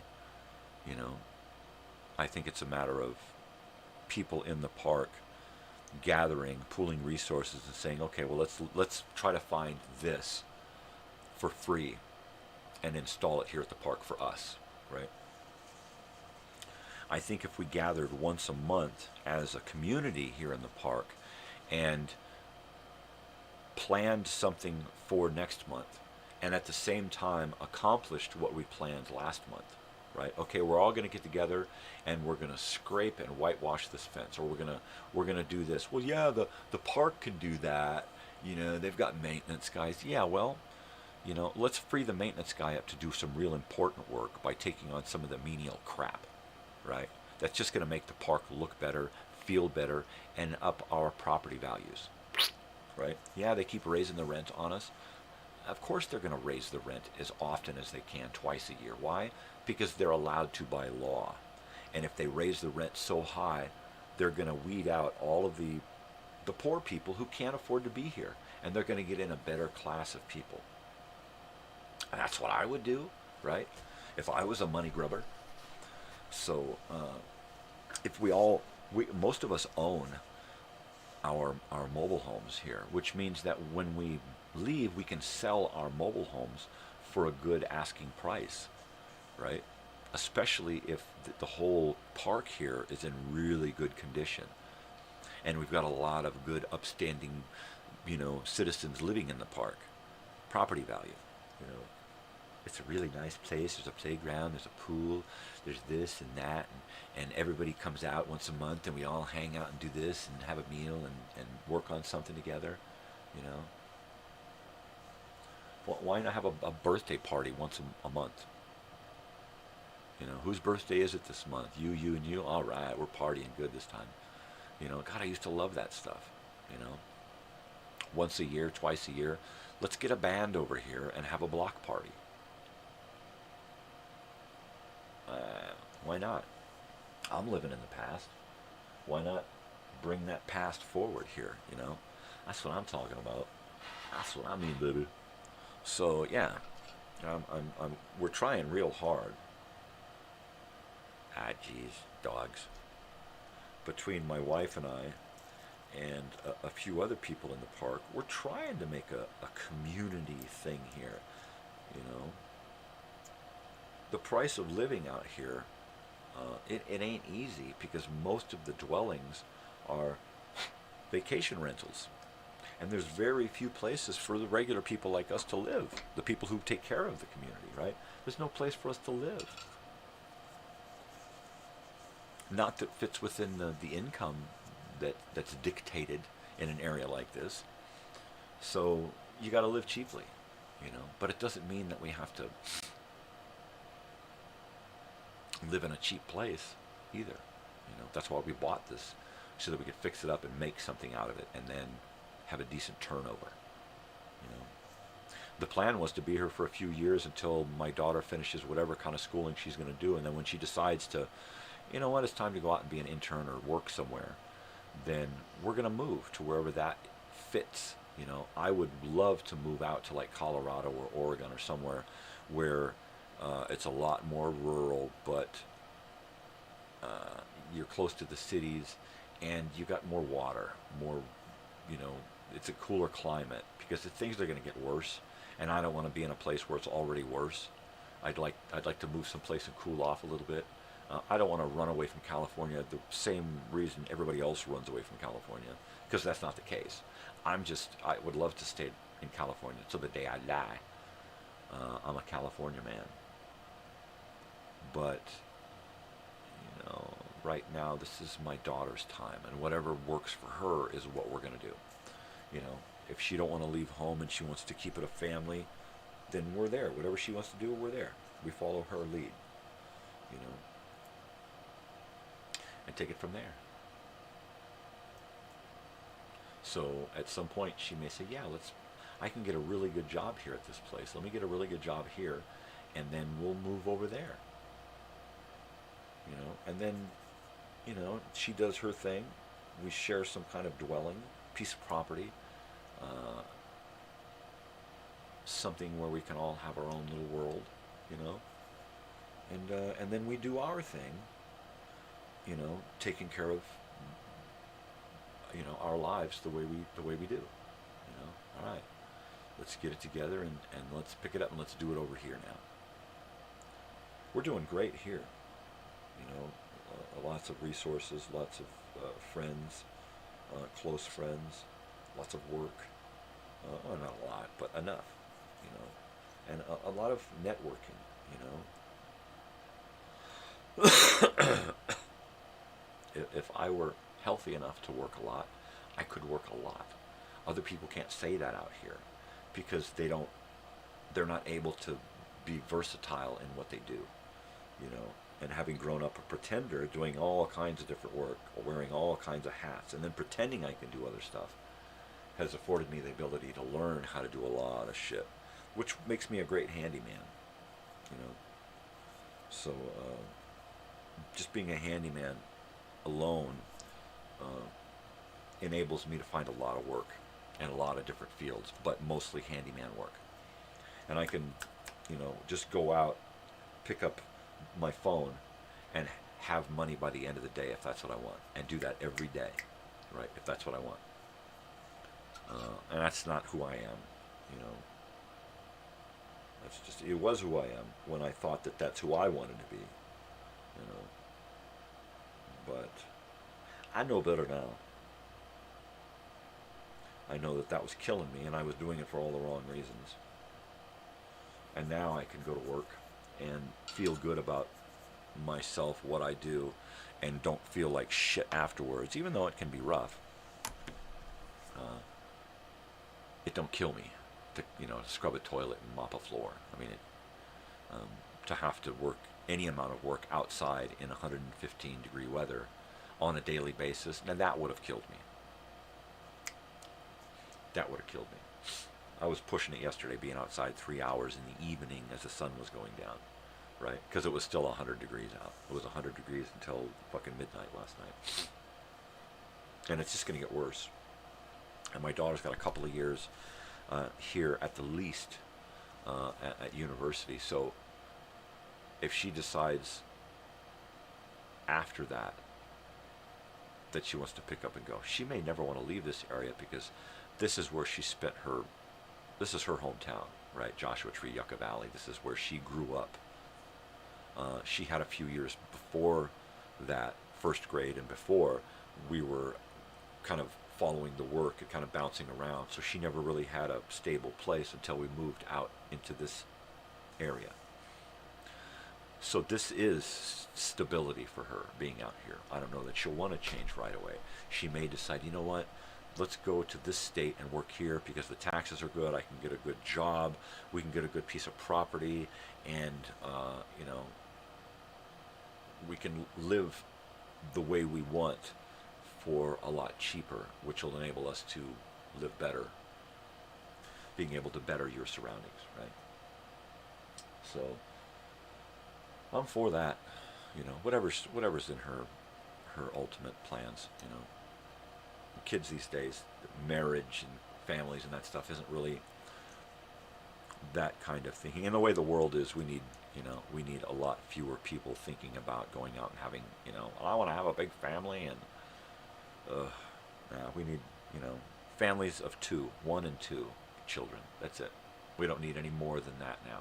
We need to keep it simple. We need to keep the growth down, right? And if everybody just keeps it 1 for 1, each couple has 2 kids, and that's it. You want any more than that, adopt. But we need to bring it down to basics again, and we need to keep it simple.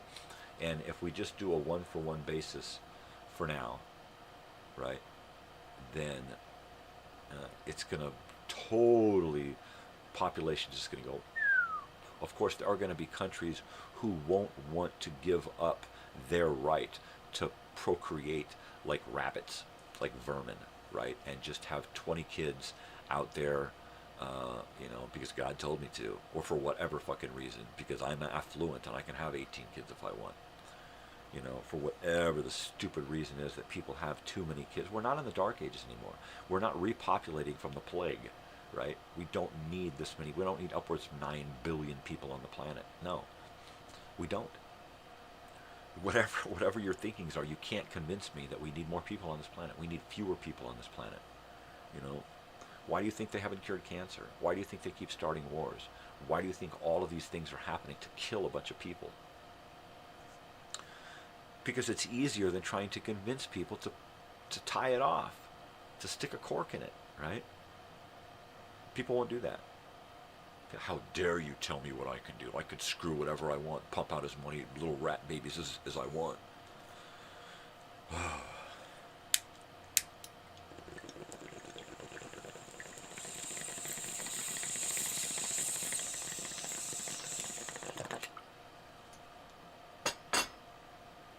Are these judgment calls on my part? No. These are things that people should think about. Everybody should think about population control, disease control, but nobody thinks about any of this. Nobody thinks about the control that we pass on to others just because we don't work. That's not my thing. I'm not a politician. I don't want to handle it. I ain't a Monday morning quarterback. For whatever reason you have for staying out of helping us to fix this, you're the cause. You're part of the cause. If you're not going to get off your ass, even if you're on YouTube saying, hey, let's make a change, you're doing something.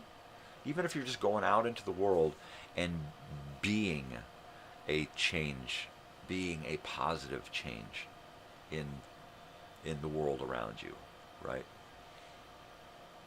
No matter how much it pisses you off that somebody fucks you over right in front of you because they're just a douche and they don't think past themselves and their own ego and their own fucking duck-faced selfies, right? So, you get these fucking people that just don't care. But it says a lot about you if you can be, fucked with by these people and rise above it and say, hey man, it's no problem, it's all good, it's cool, man.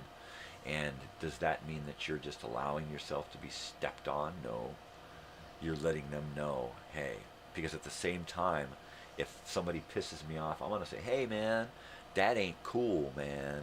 And if they want to, well, what are you going to fucking do about it? I'll just say, well, you know what? Fuck you, motherfucker. Step the fuck outside.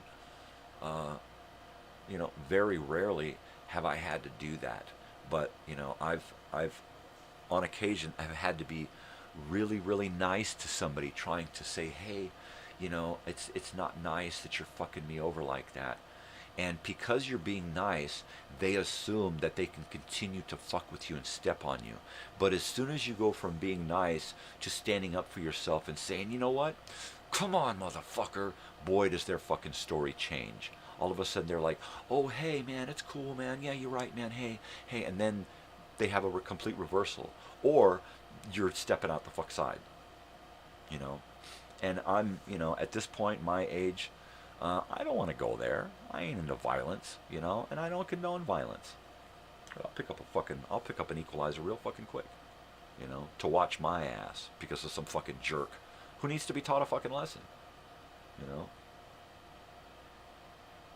And I got no fucking problem calling the police to have some fucking jerk escorted away who just don't fucking see past his own Karen fucking ass.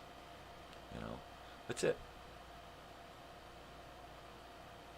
And so I don't do bullshit anymore. You fuck with me, I'm gonna let you know. But I'll also let you know, hey man, it's cool, but you fucked with me. And if you don't wanna let me have my say, and you just want to be your world and fuck everything, and this is me, I'm gonna let you know that too. And I'm gonna do it as nicely as possible. But when you think you're gonna step on me, that's when I kick it up a notch. And I won't be stepped on by anybody. Any of my own household. If something pisses me off, I'm just gonna, hey, don't do that anymore. Don't say that. Don't act like that. Don't do that. Please. It ain't cool.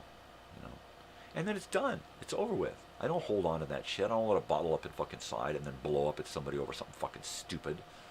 Because I got 18 other fucking things waiting to come out. Fucking let those things out. Especially if it's somebody that you love and respect. Let them know right away. Hey, don't do that anymore. That was uncalled for. It was bullshit. I love you. Don't do that anymore. There's no buts. It's not I love you, but. No, it's I love you. Don't do that anymore. I don't do buts. There's no buts when you say I love you, but. There's never a but. If there's a but, that person don't love you. I love you, but you need to. No, I love you, and this needs to change. And if you don't do that, well, then you're just an asshole. You're just a fucking asshole. A controlling, manipulative asshole. Boy, have I known a lot of those. My mother was one of those, And my father, too. He would more like guilt you into it. My mother would just, right to your face. But my father would backhandedly guilt you into it, by not saying anything or going stone face. I used to fucking hate that. Fucking stone face. Just fucking say it. Be nice, but just fucking say it. My God. You don't have to get all fucking, Oh, I used to hate that when his lip would come out. Get that bottom lip out. And you could tell he was pissed off about something. And I would just get up and fucking walk away. If you can't just express your fucking thoughts or your feelings rationally, openly, and calmly, don't just sit there and make fucking faces. Don't just get pissed off and huff around. Fucking use your goddamn words. Fucking, give me a fucking break. In my own household, that don't fucking happen. If you need me for something, say something. Don't huff around and make me wonder what the fuck is your issue. The fuck is that gonna do? Neurotic people do that fucking bullshit. I don't, and I don't allow it around me either. I grew up around that fucking bullshit. People who would just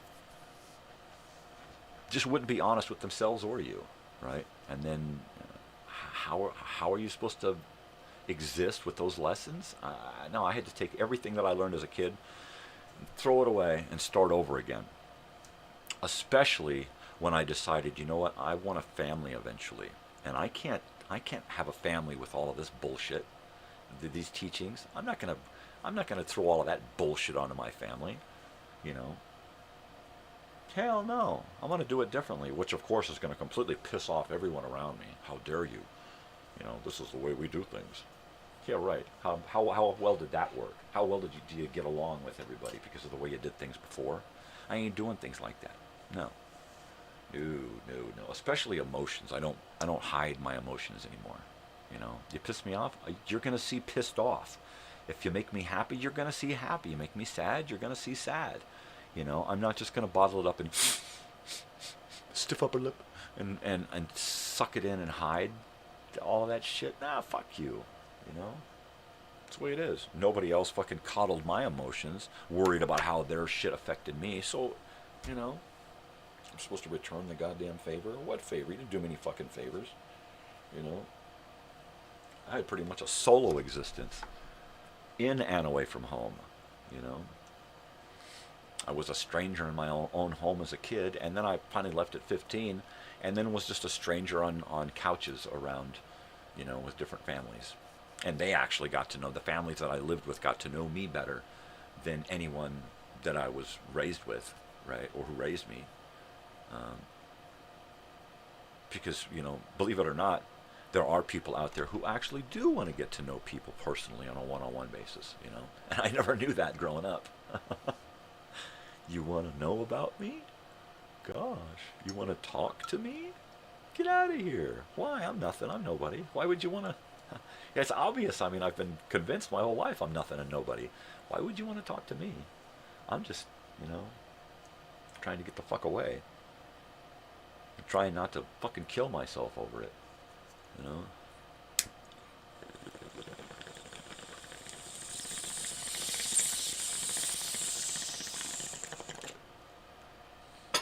Yeah, if it weren't for the families that took me in, the half dozen families that took me in the 80s and 90s,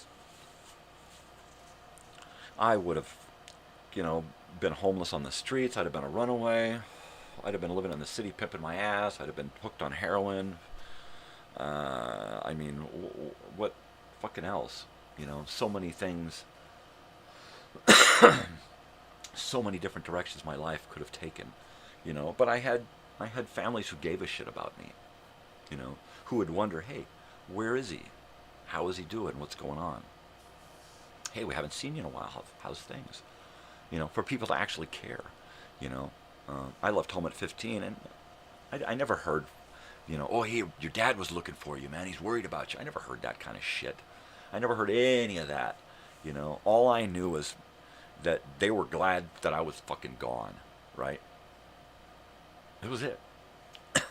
That was what I understood about me running away at 15, was that they were as glad that I was gone as I was. So I didn't look back. After my parents separated, I spent a few years off and on living with my father until eventually I decided, hey, you know what? Let's make us a family home and get us a family piece of property and do all of this and this. I got some money. Let's get us a place, man. And he's like, maybe, I don't know. I don't want to be responsible for. I just want to live in the. You know, it's like, well, what the fuck, man? You know, you go my whole life being half-assed involved, and now we have an opportunity to create something for all of us, and you're like, yeah, maybe. You know, and then I finally get him involved, and then he's like, what have you done for me lately? And it's like, hello. And then it just went downhill, and it was like, you know what? Once again, I'm convinced that it's either I'm a piece of shit or my whole entire family's a piece of shit, right? And probably both, you know? So it just wasn't worth it. You know, as much as I tried to bring family back into my life, you know, they might as well have been perfect fucking strangers for all I got shit on, you know? Old friends, too, included. You know, do I want that to be different? Oh, hell yeah. You know? Hell yeah. I'm going to have to pass off a lot of the, like I said before, a lot of this reunion, invitation stuff, things, because nobody's going to come for me. All right? I can plan it and pull it off and stuff, but nobody's going to be there to see me. They're going to be there to see each other. You know, which is cool. I get, you know, residually, I get to meet a few people and hang out and reconnect, you know. But I know for the most part, it ain't my gig, you know. It ain't set up for me. So I need to pass off a lot of that responsibility right away and get others involved in invitations and that stuff. Somebody who can sit in their spare time and send a couple of messages a day saying, hey, are you interested? Hey, go here and sign up. And that kind of stuff, you know. I know that every morning that I'm here, I've got people watching on occasion, family and or friends from the old days who are listening to me going, oh, he's so full of shit, right? Oh, he's so full of shit. It was never like that, you know. Well, if you choose to see it that way, if you choose to, you know, close your eyes and say, I don't see that, well then, yeah, go for it, you know.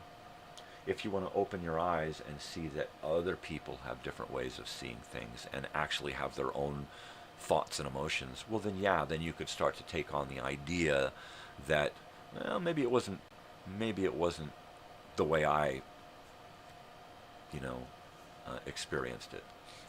Because I'm sure it wasn't. I'm sure that we all experienced the past in way different ways. Yeah. There's that. Am I gonna, you know, turn it off here in the mornings because on occasion I offend people? No, hell no. No fucking way. You know, I hope that the things that I say here on the channel are valuable lessons for people who have yet to experience the bullshit that I've been through, and can learn something. I hope later down the road my daughter will invest some time into watching some of this stuff and learn some of the lessons that I have been unable to teach her just because, you know, we just get so busy, you know. And at some point, I hope she does, you know, get a chance to come and hang out and watch these, listen, just sit and listen, you know, and get inside my head.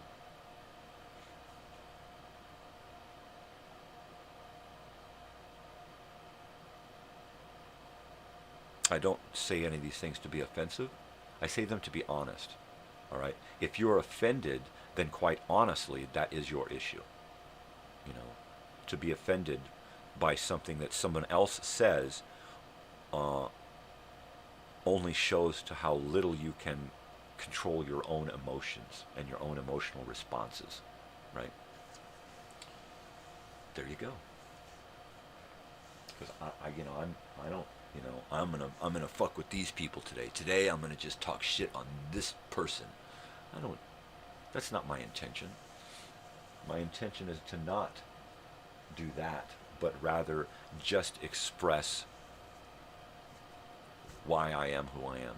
You know, there's a lot of things that have fucked me over in life to create this thing that sits before you. A lot of good, but mostly bad. You know, a lot of people go through their lives never really having to experience really hard good or hard bad. You know, they're always those middle of the road people, you know, where they're always employed. You know, they got married out of high school, they got the 3.6 kids and the 2 dogs and the you know, 4-room house, and you know, and everything just remains perfect throughout their entire life, and they never know extreme satisfaction or extreme hardship, right?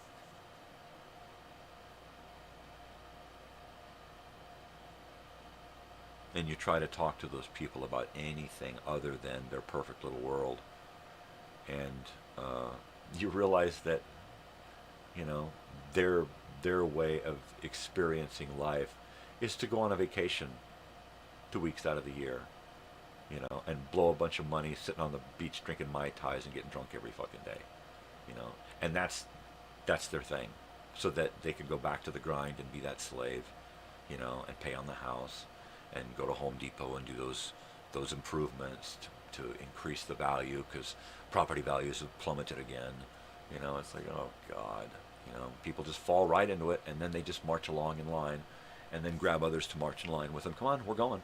This is us now. You know, this is what life says that I'm supposed to do. So here I go. You know. And there's so many people out there who just can't get away from that. And you try to, when you talk like me outside the box, people just go, no, man, stop saying it. Don't. Tell him to shut up, man. Tell him to shut up. I can't think like that, man. No, man. Subscriber count just keeps dropping, right? He's too honest, man. I can't handle the honesty. I just can't do it, man.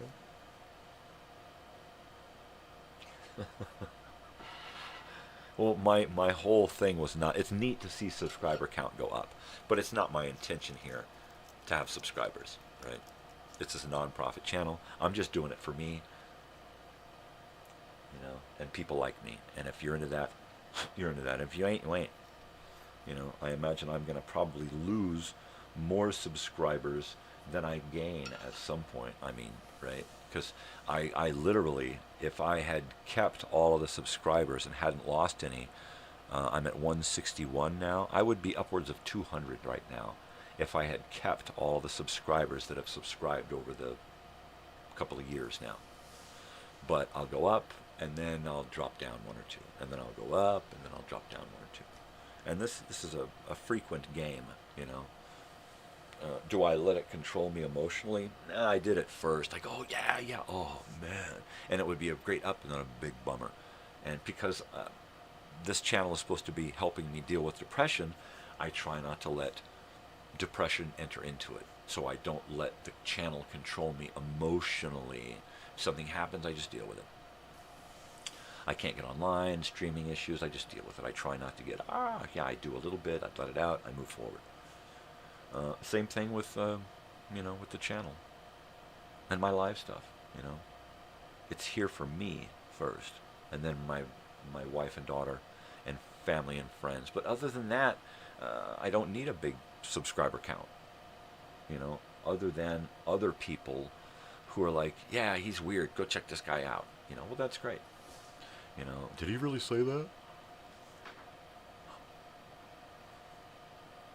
But no, I'm not in this to win this. I'm not in this to, you know, if I was, I would, I have the means to make this happen and go in a completely different direction for subscriber count and monetization and making money and making, you know, making subscribers happy.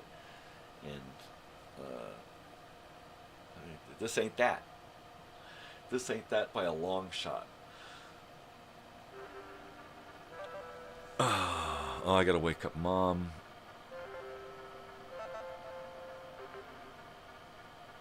Tuesday. I better go check the calendar and see if she's getting up today. I know Natalie's got to go to orientation tomorrow, but I think just the girls are going.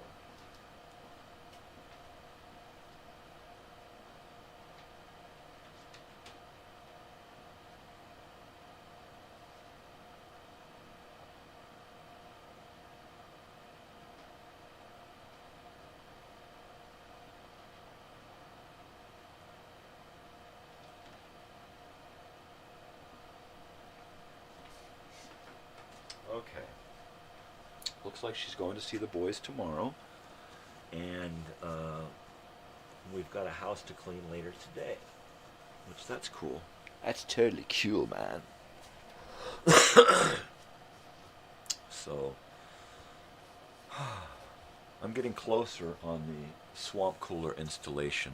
It's in, it's got water, it's ready to plug in, and it's usable. I just have to get the filters, the filter case, because it's one of those skinny ones. So I need to get that big heavy thing up and on and watered and into its slots. And then it's just getting it vented inside here. And I've pretty much got the idea in my head. I've looked at it, I've measured it, I know what has to go where in order for it to come. And it's pretty much just the bottom of the vent is just going to come out and go straight up and like this and into the vent, right? And then the top of the vent is just going to be flat because it's just going to run from the top of the machine and get a little skinnier and go into the vent. And then everything, then some sides on it that angle it in and into the duct that I have, which is a register duct, into a 6-inch round duct. So, yeah, lots of fun there.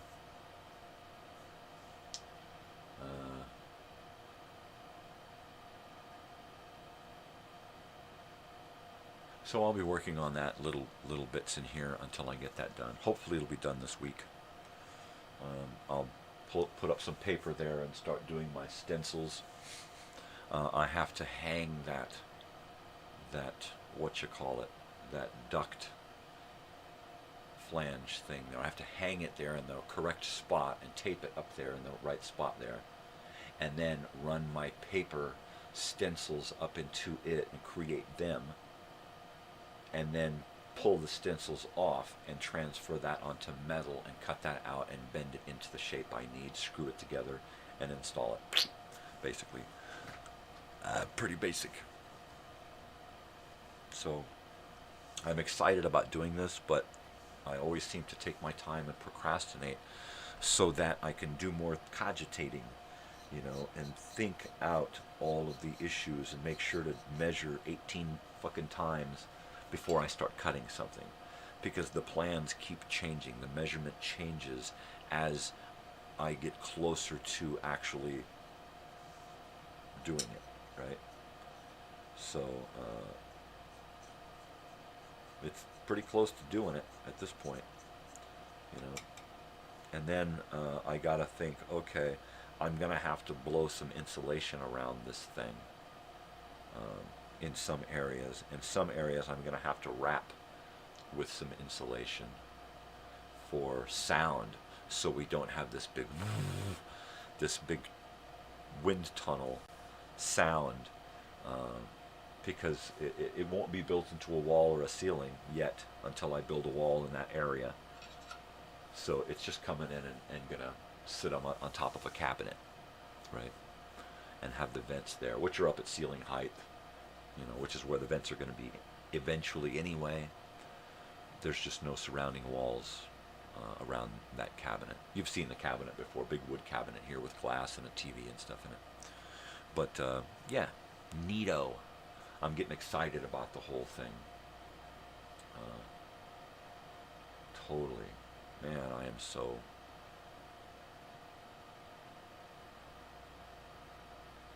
I am so worked. Right? I'm just tired.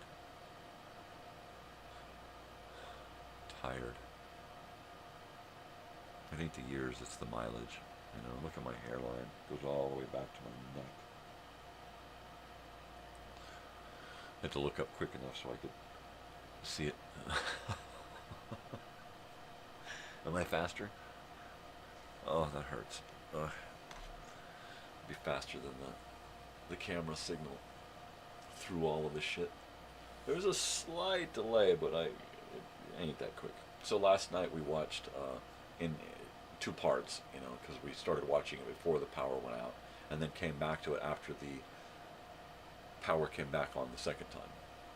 And we watched that Gene Wilder documentary on Netflix. Really, really good. Really, really good documentary on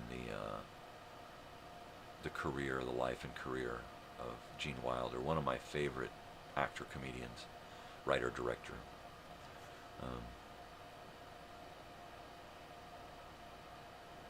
I found out that I actually know a lot about Gene Wilder, and some things that I didn't know.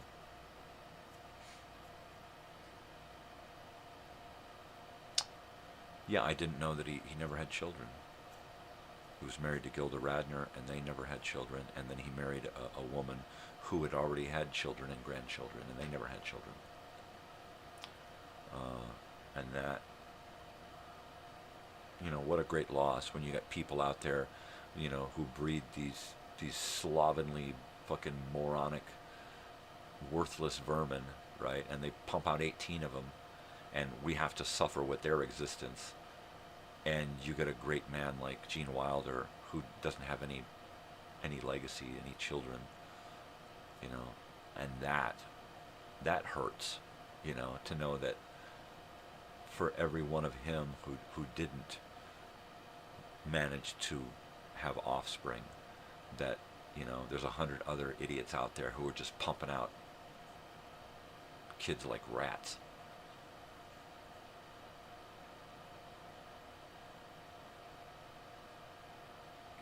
It's sad. It's sad. I've saddened myself so much this morning. I've probably pissed a lot of people off. There's probably been a few people here this morning that's like, oh man, what the fuck is this guy's issue? How come he hates the world so much? Because he loves it. That's why he's pissed off.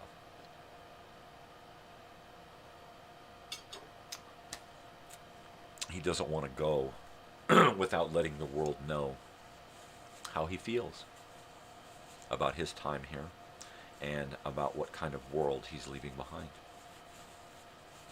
That's it. That's the message.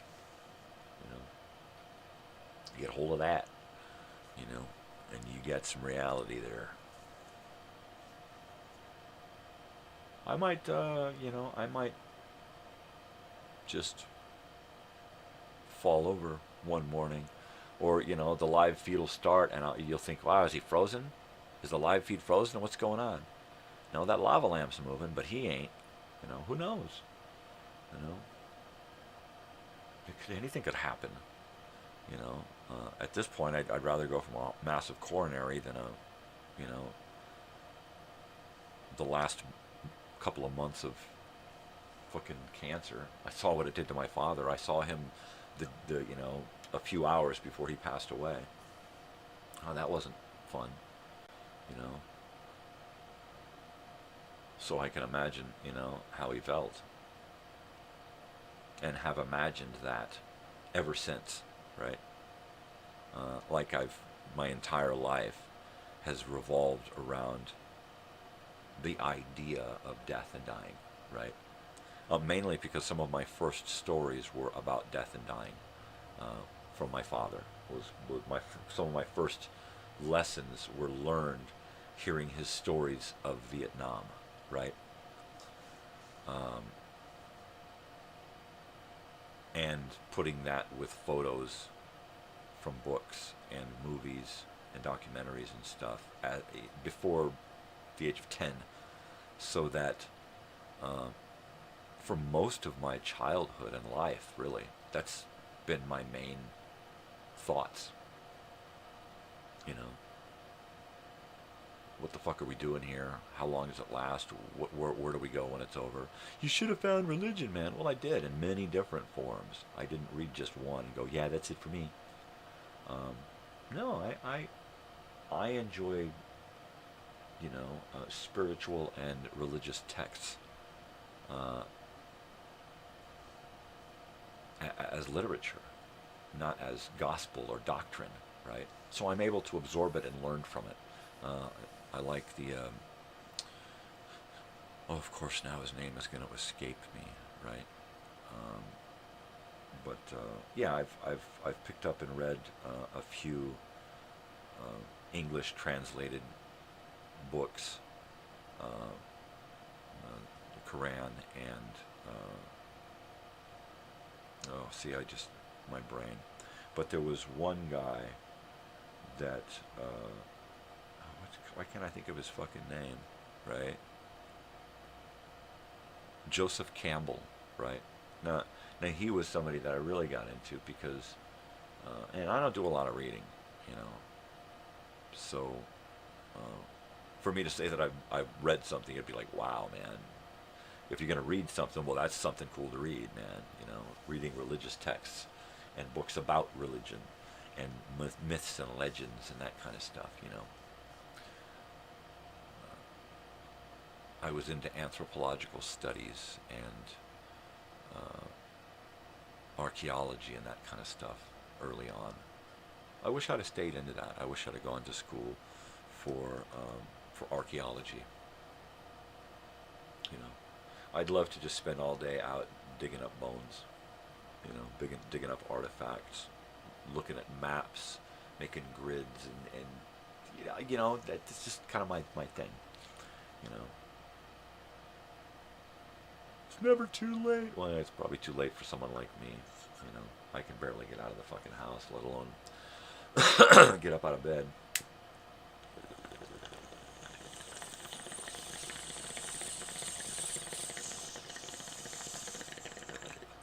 Don't get me wrong, though. I love my life. I've fashioned for myself a really cool little existence. You know, it's not. Other people would look at me and probably have, and do on a regular basis, look at the way I live, the way we live, the simplicity of it, and how we exist side by side with people who are struggling so greatly because they've extended themselves out so much, you know, that all they do is struggle, you know. And when you live paycheck to paycheck, and no one paycheck will actually get you through, you wind up just owing so much and spending so much time catching up. It's no way to live, you know. And we see that struggle in a lot of people, and it hurts, you know, to know that they're doing it to themselves because they have allowed themselves to be pushed into that corner, you know.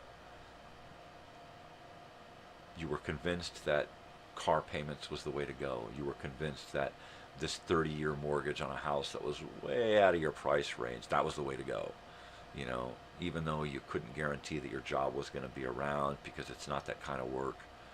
And then you lose your job, and now all of a sudden everybody's got to work, and nobody can go to school, or somebody's got to go to school and work, or, you know, whatever happens that makes it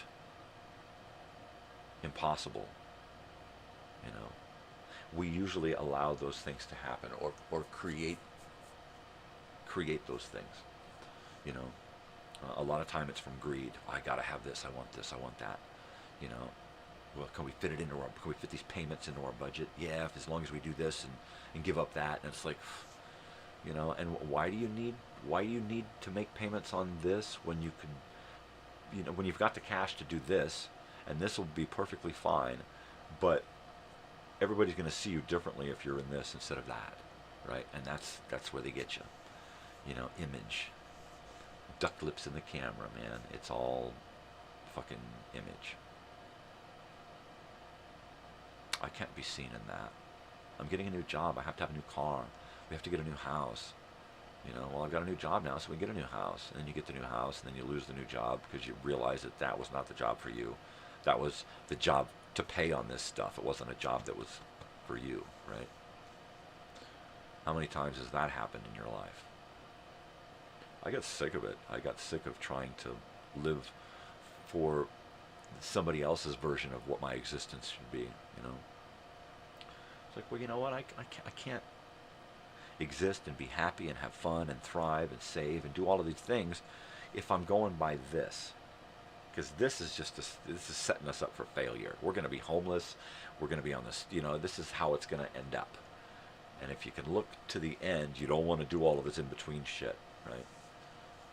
And having gone and done the roller coaster, the financial roller coaster, the job roller coaster, you know, I'll take the mellow life, you know. I don't need that big fucking house and that big payment. I don't need that new car and that big payment. I don't need to pay $1,000 extra a month for car insurance because that's what the financial company says that I need to do in order to finance that fucking car. And besides that, you know, you've got 2 other cars that you're paying on. Well, there's my wife's car, and then there's the kid's car, and then we got to make insurance payment on the other car in case something happens to one of these, or somebody else needs to, you know, and it just gets out of control. Out of fucking control. And so then we drink. And we smoke, and we party, and we go on our vacations, and we try to forget about the slave life that we've been convinced that we have to live, right? In order to buy all of this crap that fills the landfills, you know.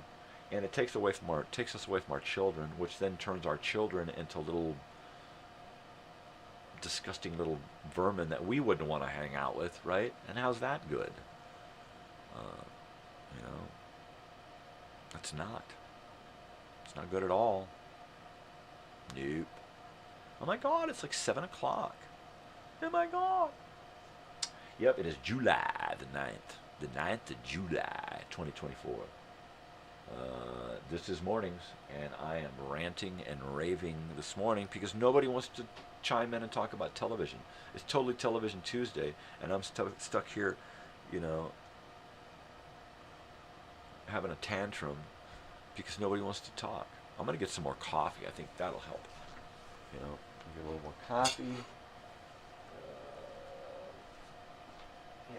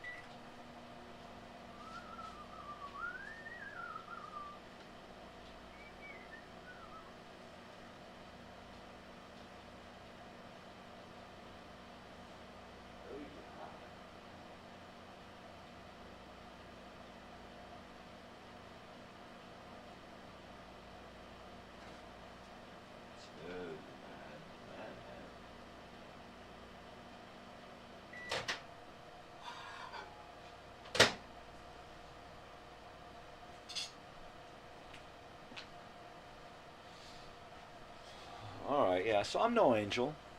I'm no angel by a long shot, you know. But I'm not the devil that everybody makes me out to be, right? I mean, even in high school, that guy worships the devil, man. Look at him, man. He's a devil worshiper. He's a Hessian, man. He's a metalhead. He's this, he's that. Nobody ever took the time to get to know me. You know, my wife and daughter have. They've had the time to get to know me. You know, they think I'm nuts, but, you know, it's okay. It's okay to be different. You know, I never got the same respect from anybody growing up, you know, especially those who knew me, or at least thought that they knew me, you know, family, friends, you know, teachers, whatever.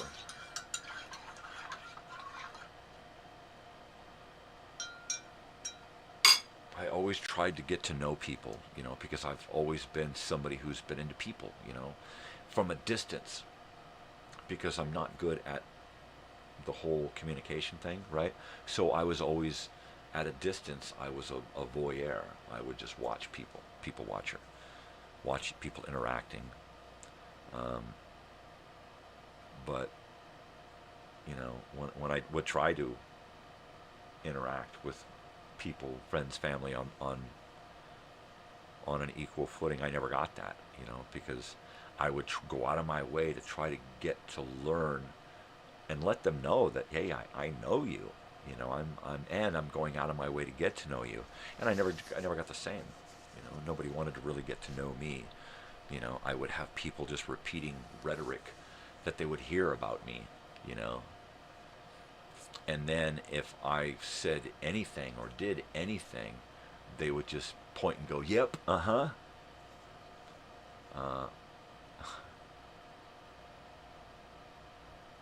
and so you're never taken seriously because no one ever wants to invest any time to see you as an equal. They just want to see you as that. You know, it's unfortunate. I've lost a lot of friends because they just refused to see me, and I just got tired of trying to just be that guy that they saw. You know, it's like, I'm more than this. If you know, I'm sick of every time I show up, you know, you point and want me to perform like a monkey, you know, and then get your giggles and then move on. It's like, you know what, I'm more than that. And I did at the 90s, early 90s, I got tired of having to be on in order to be accepted or have to go along to get along. And I just decided, you know what, I'm sick of it. I'm sick of that fucking masquerade, you know. And I just went and lived with my father and just subtracted myself from the world once again. You know, instead of just my head, I was completely removed from the world, living up in the hills like an old fucking hermit. And I was convinced that was going to be my lifestyle. That was going to be my life. You know, I got to find some kind of piece of property up in the guy that went and built a cabin himself out of logs up in the mountains, and then lived out there for 30 years, right? I expected that to be I had stacks of plans for build your own house. I had goals set to get to where I had a little motorhome that I was going to live in until I got the piece of property, and then I was going to live on that in the motorhome until I got this, and then I was just going to work myself out further and further away until I was out in the middle of nowhere. Still in California, but out in the middle of nowhere. Just living off the land, eventually just coming into town once a month for supplies. That was my plan. It was written out, that this is how it's going to be. I just need to find that one person who's going to be able to come and visit me once a month to bring me supplies, and then I won't even have to leave. And nowadays it's so easy. You just get somebody to have it delivered, have somebody Uber the shit out to you, My neighbor here, he just went to the hospital last week. It was the first time he left his house in years. He never leaves. Everything comes to him. He's on a fixed income, and he never goes out. I was headed in that direction. That was the plan, Stan. And then I decided, you know what? I want a family. I want to prove that I am worthy, that I'm not a mutant, that my genes aren't corrupted, that I can actually have a wife and kids and a life, right? And so I went shopping for a wife for the longest time. And then once I decided, I can't do this. All of these people are impossible. I cannot find anything resembling a person that I would want to spend the rest of my life with, right? And if I can't do that, what's the point? I'm not going to marry somebody knowing full well that my life, the life expectancy of my marriage is going to be 6 years, right? And let's try to get a couple of kids into that and try to get those kids to know me well enough to not hate me once I'm gone, right? Once I'm booted out of the picture and stepdad comes in. I couldn't, And there were a few people around who had already started long-term relationships, and it was like, okay, those are models. All right, how do I get to there? Of course, their lives weren't perfect, but I could use that as a basis of comparison, a place to start, right? And you know who you are. You in my life, people in my life who are still married to those same people. You know who you are, and because you do. So there was a point to where all of a sudden I went from knowing full well I was going to be single the rest of my life to all of a sudden thinking about marriage. Just overnight, over 1 year, all of a sudden I'm like, yeah, bachelor forever. Okay, how do I make this work so I can get married and have a life, right? Just like that. When I tried for a decade to get there, and then once I realized I'm never going to get there, all of a sudden the opportunity to get there arises. Should I have just said, nah, I've learned enough lessons, I ain't going to even try that? Like a few of the people I know who are still don't have kids and not married because they just decided a long time ago, I ain't even going to go there. Well, if that works for you, go for it. I decided, you know what, I didn't want to be that lonely. I didn't want to be alone the rest of my life or have to change partners every couple of months when they started talking about marriage. That's no way to go either. And a few of you out there know what I mean, and you were there, and now all of a sudden you're here, and you're going, yeah, you're right. I didn't realize how much I needed this. I didn't realize how much I needed a steady companion and children, Yeah. Sometimes you just don't know it until you know it. And even then you don't know it. I mean, I was married 15 years before I finally started to figure out how to be a dad. and a husband, right? Let alone the breadwinner and the man with the plan. I struggle with being Mr. Fix-It. I still, yesterday I was screaming, why can't someone else just step up and say, I got this? Why can't there be a knock at a door and somebody say, hey, I see what's going on, let me fix this for you, right? Why do I always have to be the guy with the ability to fucking fix shit, and it goes back to being a kid, when I was a kid. My mother would hand me a handful. She'd sit there with all of these necklaces and jewelry, and she'd be like, ah, and she'd set it down, and I'd pick it up, and I'd sit there, and one by one, I'd hand her back necklaces and pieces of jewelry, right after I untangled this ball, really, right? And so after a while, she would just turn to me to take care of things like that and to fix things, and then my father would turn to me, to be an auto mechanic. I was my father's auto mechanic when I was in my late teens, early 20s, right? And it just snowballed to where now, if something happens somewhere, somebody looks and goes, hey man, you know how to? And I'm like, no, I don't know nothing. Don't look at me, and it's because I'm just so burned, like growing up as a kid, I don't know how many times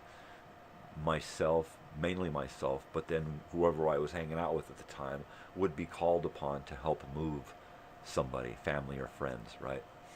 Or it's moving day, we're going to go over and help so-and-so move from here to there, from this town to that town, from this apartment to that house, whatever. And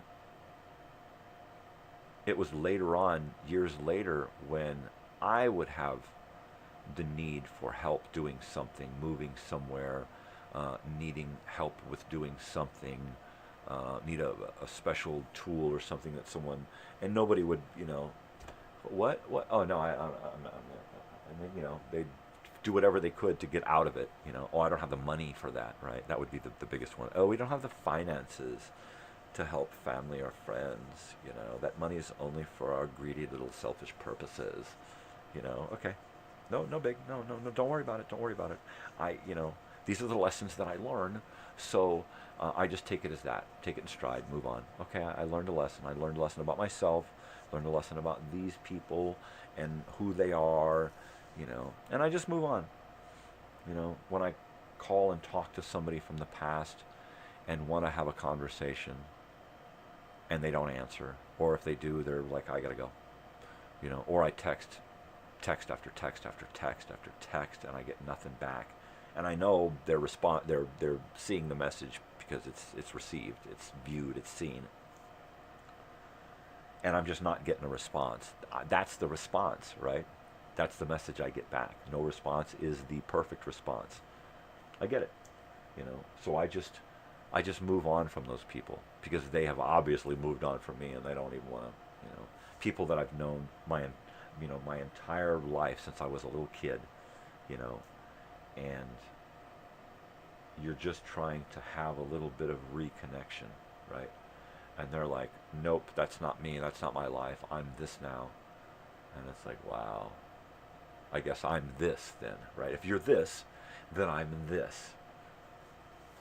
So there's a message and a lesson in all of it, whether it's silent, unsaid, unseen, unheard.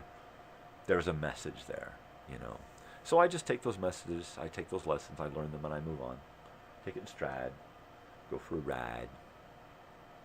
What else are you going to do? Take it personally? Been there, done that. The whole, everything has been personal,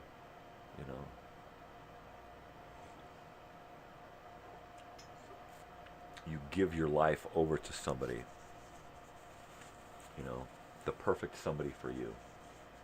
And you're just like, okay, here we go. And they're not even there on the same page with you. They're like, oh yeah, I'm right there with you. And then they're off doing their own thing. Oh, what? Oh, that's right, we were doing that. Yeah, I changed my mind. Adios.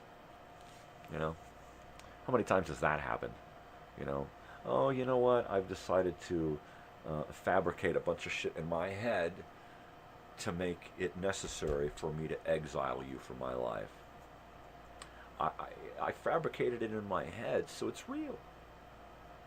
You can't tell me it's not real if I made it up. I made it up, so it's real. Okay. How many times does that happen? A lot, really, actually. A lot of times.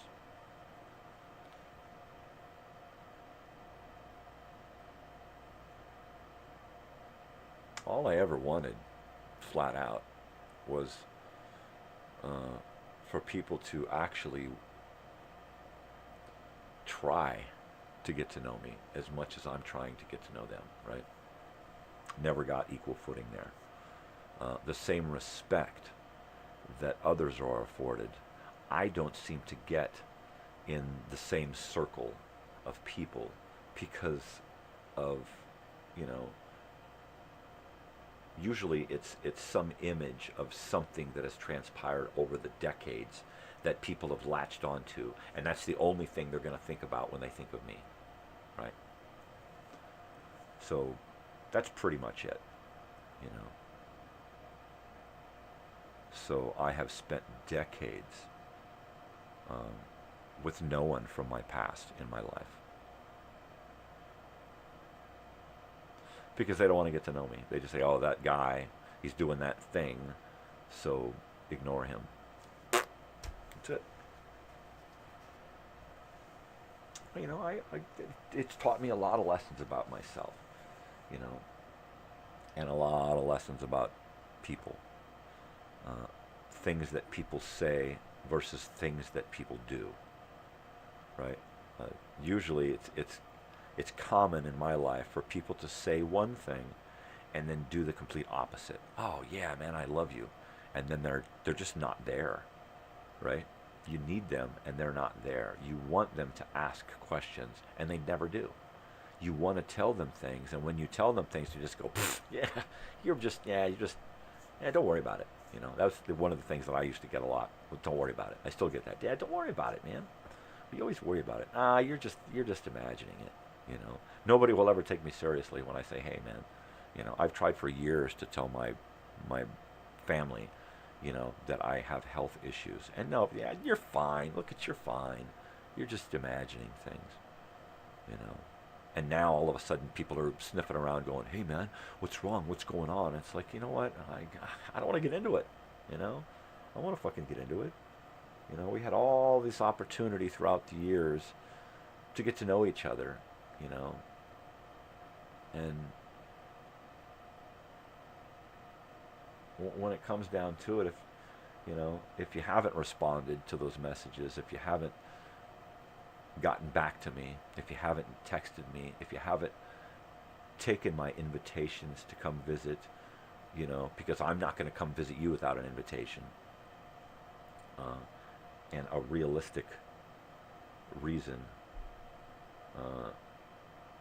So, you know, don't come around to my fucking funeral, really, you know. Because you haven't earned the right to come pay your respects to somebody you didn't pay your respects to when they were alive. And I feel the same way about people who have passed away. You know, I don't deserve to go and pay my respects to that person because I didn't while they were alive. I tried, you know, God knows I tried to get in touch with people from my past before they passed away, you know. But even from those people I got shunned, even from the black sheep, you know. Even from the people that everybody looked down on, they were still looking down on me, right? It's like, geez, I can't get a break coming or going, you know? All I want to do is say, hey, man, you know, I remember. Are you still there? Hello? Love you. Adios. Next. You know? It's not a whole lot to ask for. But apparently, you know, it kills some people, you know, to try to ask them, hey, let's reconnect. Let's get back together. Oh, no way, man. I'm like off in my own little world now, and you're not a part of that. I'm moved on, and I'm better than you. You know, you're the one that came from that place, not me. I come from over there. I know a lot of people who you go on their Facebook and it says hometown, right, where you were raised, and it's someplace else where you went to high school. That person went to Elsinore High, not, Fremont High over here.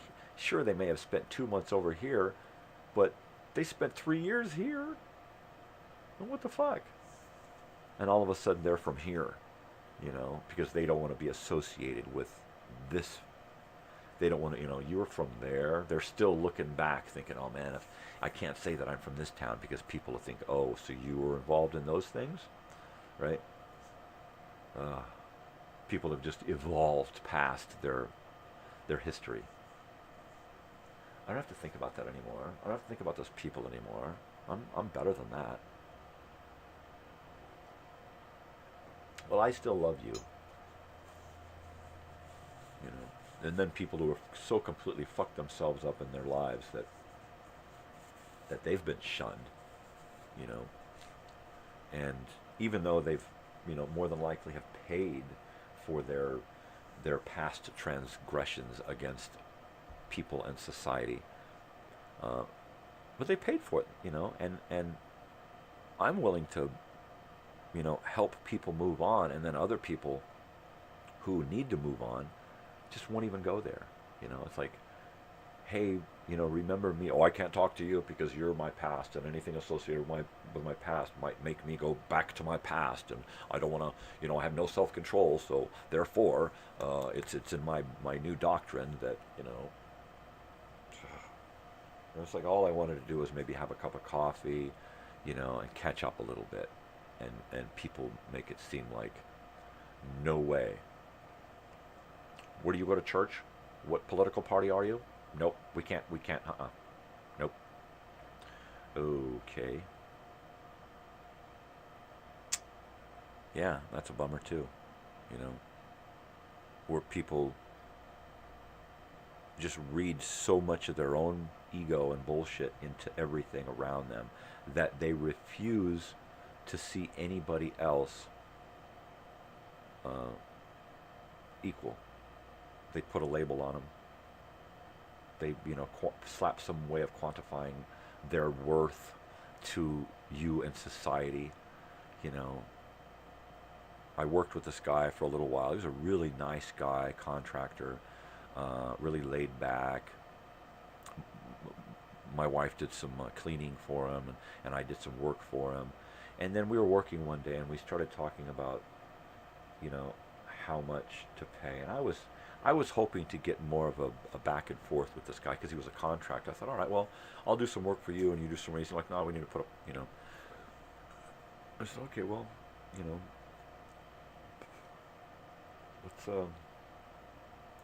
let's make it something that we can,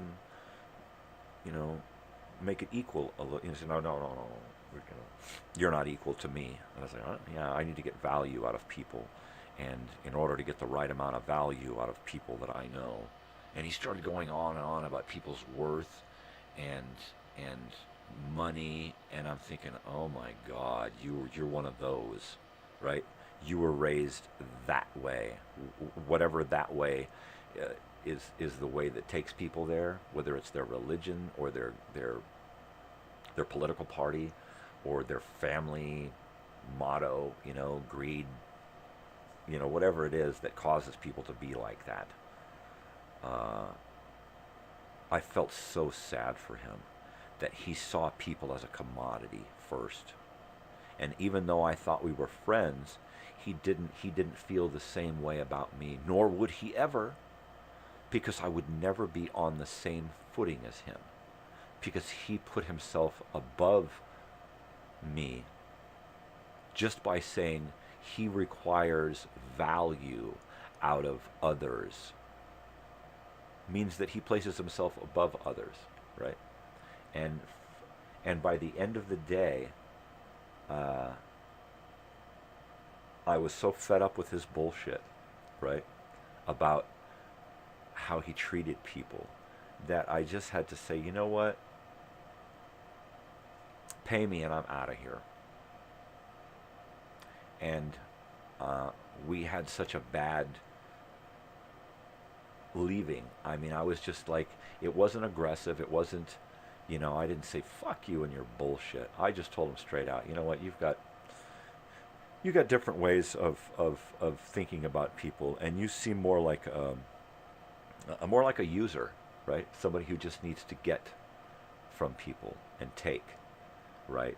And of course, you'll pay good for it, but you require way too much, right, from people, and you see yourself above me. And he's like looks at me like, what's the problem with that, right? And I just told him, we're done, dude, we're done. And we were really good friends at the start of the day, and had known each other for a couple of years.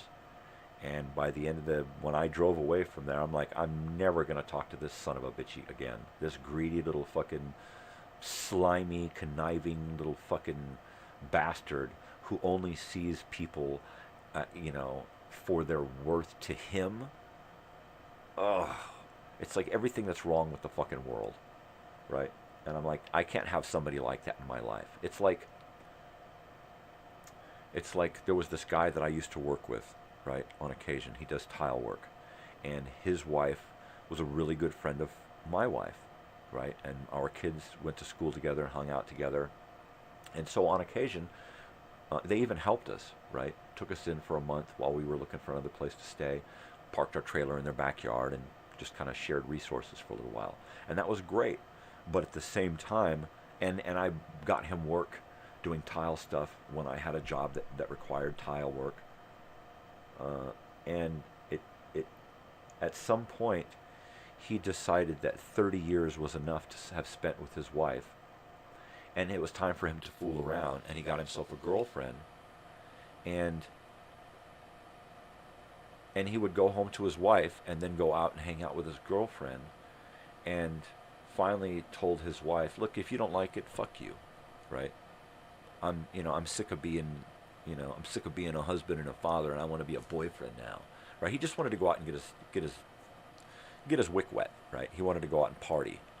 Midlife crisis, he's been married, been with this lady 30 years, and of course he wants something different, And when I heard him talking about having a girlfriend and not needing his wife anymore, and I knew his children, right? His children played with my girl. And my feelings about this guy completely reversed. I'm like, you want me, now that you've told me all of this and brought me into this, now you're making a party to your deception against your wife and daughter and son. So now I have to, no. I said, no. I don't want to know about this shit. I think you're dumb. I think you're a fucking idiot. All right? I think you need to grow up. You need to put your dick in your fucking pants, and you need to stop thinking with your fucking nutsack. You need to grow the fuck up.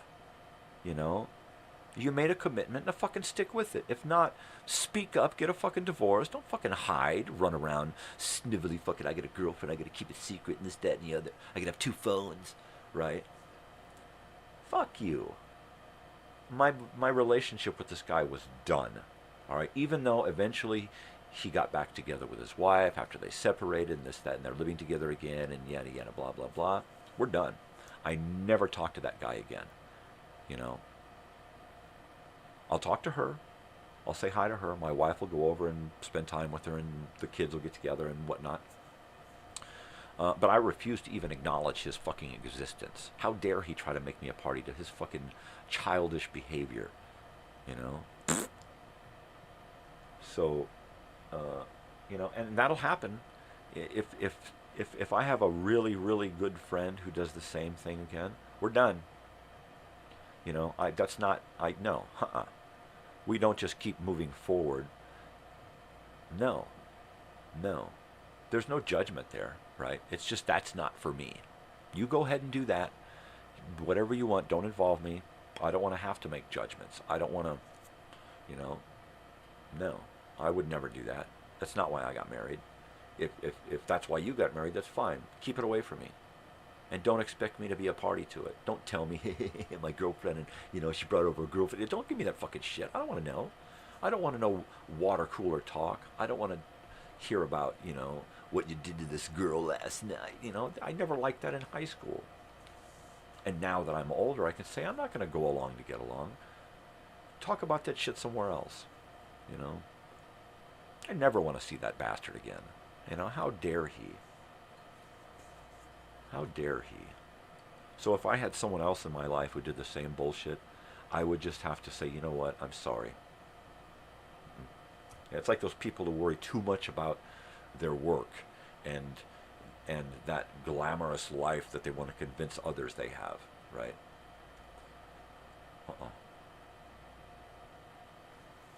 I don't even want to go there either.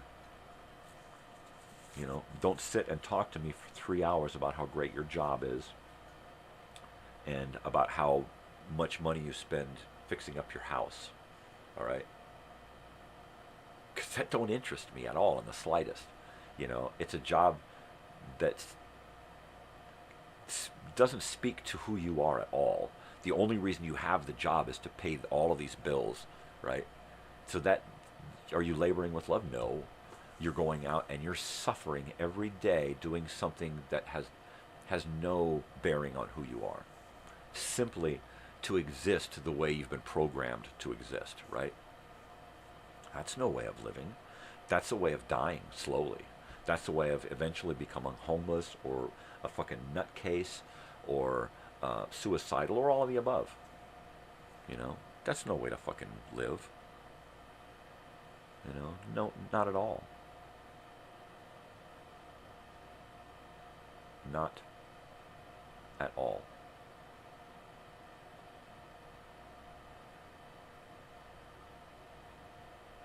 It's like, you know, investing yourself into just drugs all the time.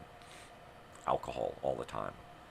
You know, 3 packs of cigarettes a day all the time, you know. Or those people who have those little vaping e-dick things just stuck to their face, right? It's a permanent fixture in their hand. It's their phone in one hand and a vape in the other, all right? And wherever you go, they're blah, blah, blah, blah, blah, and a giant cloud of stinky-ass fucking steam. Oh, it doesn't smell. Bullshit. Your fucking face is destroyed. That's why you can't fucking smell that garbage. Don't try to convince me that it's not a cloud of corruption. You know? It's fucking bullshit. You know? And you got those people who are just blah, blah, blah on their phone, and they're just creating these huge clouds of vape in public, right next to people. It's like, don't you fucking get it? Don't you even know? Because you had parents who stuck a screen in your face, and now you're 20-something years old, you know, and you're clueless as to, you know, how to be socially acceptable anymore. Basically, you give a shit about the people next to you. You show courtesy to people by being nice to yourself, you know, right? Good hygiene is not for you as much as it is for the people around you. Well, good mental hygiene and social hygiene goes the same, you know. If you can't get along in the world regularly with everyone, regardless of whether you feel you're on an equal footing, there's something wrong with you and you need to adjust or be adjusted, right? And don't make others responsible for adjusting you. Figure it out. Pull your head out of your ass, stick the phone up your ass, and think for yourself, you know. I don't want to hear about, you know, what do they call those? Challenges, right? I don't want to hear about challenges and the lowbrow fucking individuals who involve themselves in those challenges, regardless of how old they are. All right, if they're this old and they're involved in some kind of challenge that takes their life, their parents are ultimately responsible. All right, because they gave them the screen time at a too early an age, right, to corrupt their little fucking minds, to turn them into something that is just, I'm going to do whatever the internet tells me to. Look, my phone says to do it. I'm going to do it. You know, there you go. I knew that my daughter had a good head on her shoulders before she got a phone. And then it's like you ease into it. You don't just get a phone and be, all of a sudden, the world is my oyster. No, she had to age into all of the devices on her phone so that it didn't corrupt her, right? I didn't want my daughter stolen by the phone and taken away so that I could go to Walmart and look up on the board and see her face on one of these missing kid fucking things. Are you kidding me? Why? Because they just do whatever they're fucking told. Yeah, come hook up. We're buds. And then, you know, a van load of guys takes you off and sells you, you know. Stupid. You know, it's also called natural selection. All right. Unfortunately, the natural selection is happening because parents aren't doing their job, and we're losing kids because parents aren't doing their job, right? And they want to blame society and things that happen to their children and their friends and all these other things, but ultimately it comes down to the parents not parenting, right? If you ain't going to be there, well, don't expect your kid to be there. You know, eventually they're just going to pick up and run off or become something that you don't know anymore, right? Because you ain't taking the time to get to know them. The first 10 years of their life, all you did was fucking throw a screen in their face. And now you want to communicate with them because all of a sudden they're becoming something that you don't know, you know, and now you want to step into your life. It's like people trying to step into my life now because they think that something might be happening. What's going on, man? What's happening? You know, it's like fucking looky-loos. Like the guy down the street, ambulance shows up, fire truck shows up, out he comes, waddling his fat ass down the street, wanting to see what's going on. You know, if you see flashing lights, all you got to do is look out and you see his face. You know, yeah. So that's, you know, that's why I see people who come along later wanting to make themselves feel better, basically. Oh, wow, I should have been there, but I wasn't. So I'll come along and say, hey, man, I'm sorry. You know, it's a bummer that you're gone, you know.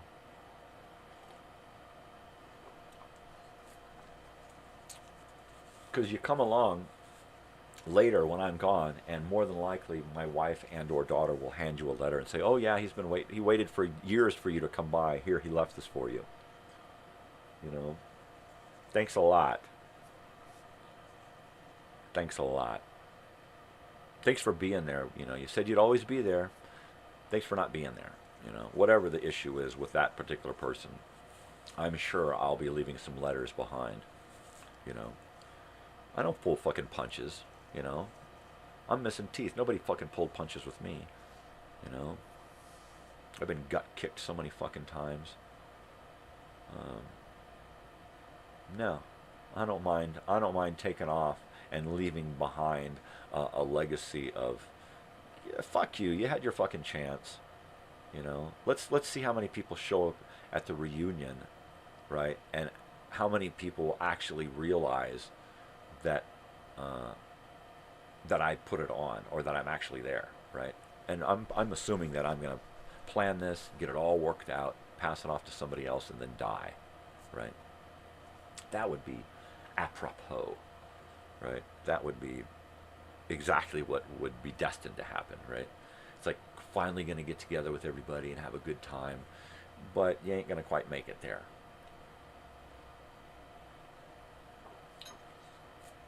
I could, you know, say that old tired rhetoric.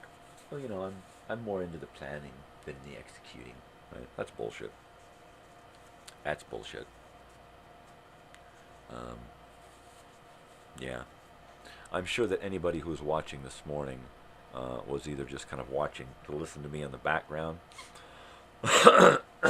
or who left offended by my honesty and my take on reality, you know. Am I apologetic? No. Is it my concern that they should be offended over something that I say? No, that's your concern. If you're offended, deal with it. Pull up your pants. Go see a shrink if you need to, you know. Do some introspective, you know, research. Whatever you got to do to deal with it. But it ain't my fault if you get emotional about shit, you know. I regulate my emotions by not allowing others to control my emotions, you know. I'll take a long time to get back to you if I get too emotional about something, so that I can come back to it and think about it rationally, detached from emotions, right? But still try to be honest, you know. Well, what are you going to do? What are you going to do? The trash man's down there.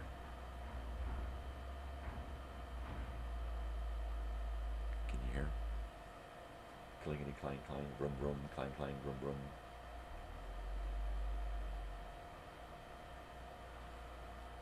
Oh, 7-9, right. Oh, yeah. Dragnet today at noon. Woohoo. Of course, at 8 o'clock this morning, the radio show that we heard this morning during the opening, that one will premiere, so you can actually listen to it. That one will premiere today at 8. And I'm trying to catch up so that in the mornings on my pre-show, we get a pre-version of the 8 o'clock show, right? So if you show up early enough, you can hear the 8 o'clock show early, after like 4:20, 4:30. And so I'll try to continue to do that. We'll listen to an X-1 every morning before the show. And preferably the one that's going to air later that day.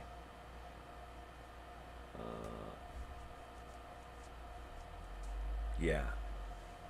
Next week, I was just looking at next week's X-1s, and we got some good ones. Some of my favorites, as are the ones this week, time and time again from this morning, is going to be on at 8, and it is really cool. Dimension X does another version where they actually use a kid for the spot of for the actor of the kid, right? It's an actual kid actor. This one, it's an actor who does a good voice of a kid. But there goes the trash man. Gonna go driving by.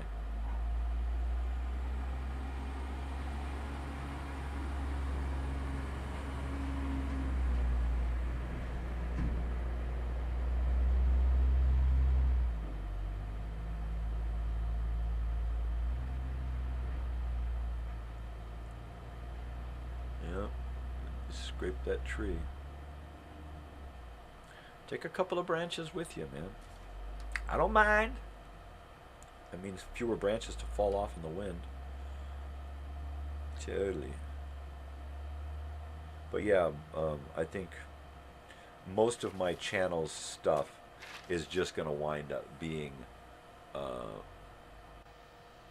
old-time radio stuff and old educational films from school, right? Because that's pretty much the stuff, whatever I can get away with from those two areas, mainly. Every once in a while, I'll find a series that if I can find it by a non-monetized YouTube channel, and it's not an official thing, and they're doing it with the same content, then I'm going to do it, right? If they can do it, I can do it. If they can do it, I can do it. And I'm going to do it like that. And if I go out there and I find that it's out there, but it's by the official people who actually released it in the first place, and they own the copyright and yada yada, then I won't do it. So, yeah. I'm just going to kind of keep it easy. Try to bring some TV stuff, because TV was my main teacher and babysitter growing up, when we had a TV. So I'm gonna try to bring. I'm gonna try to bring a lot of that 1970s, 60s, and 70s stuff that I would have seen as a kid, or wanted to see as a kid. You know, I would love to bring like Pippi Longstocking. I'd love to watch that here. I could probably get it to work in some fashion, but it wouldn't be viewable in a lot of areas. But yeah, I'm learning a lot about the copyright, uploading a bunch of this stuff. So hopefully I can stay out of trouble.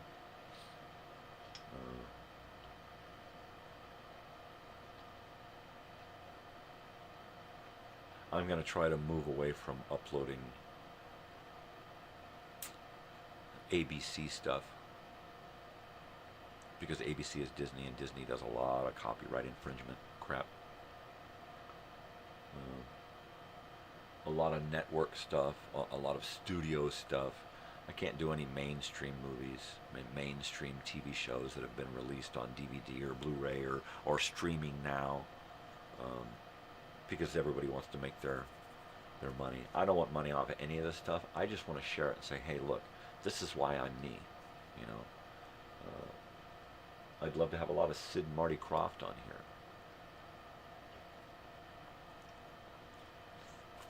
I'd love a whole playlist of Saturday morning, weekend morning shows and stuff, movies and programs. There was this great show that was on in the 70s that was a Bill Cosby variety show for kids. The whole audience was kids. And Bill Cosby would get up there, and I believe the deal was that they had to do things, these races against each other, these obstacle courses. Okay, pick this up and carry this thing over to here, and then set it down and pick up another one and take it over here, and they do these little weird, relay race obstacle. One of the earliest versions of those types of shows, right? And that was a really cool Saturday morning show. I think he passed it on to somebody else, and then it just kind of fizzled away. Or it just fizzled away. But there was this kid on there once who came on there, and he was on there to just be on the show and try to be a contestant and, be an audience member. And the thing was is that Bill Cosby heard that this kid did a great impersonation of himself, of Bill Cosby.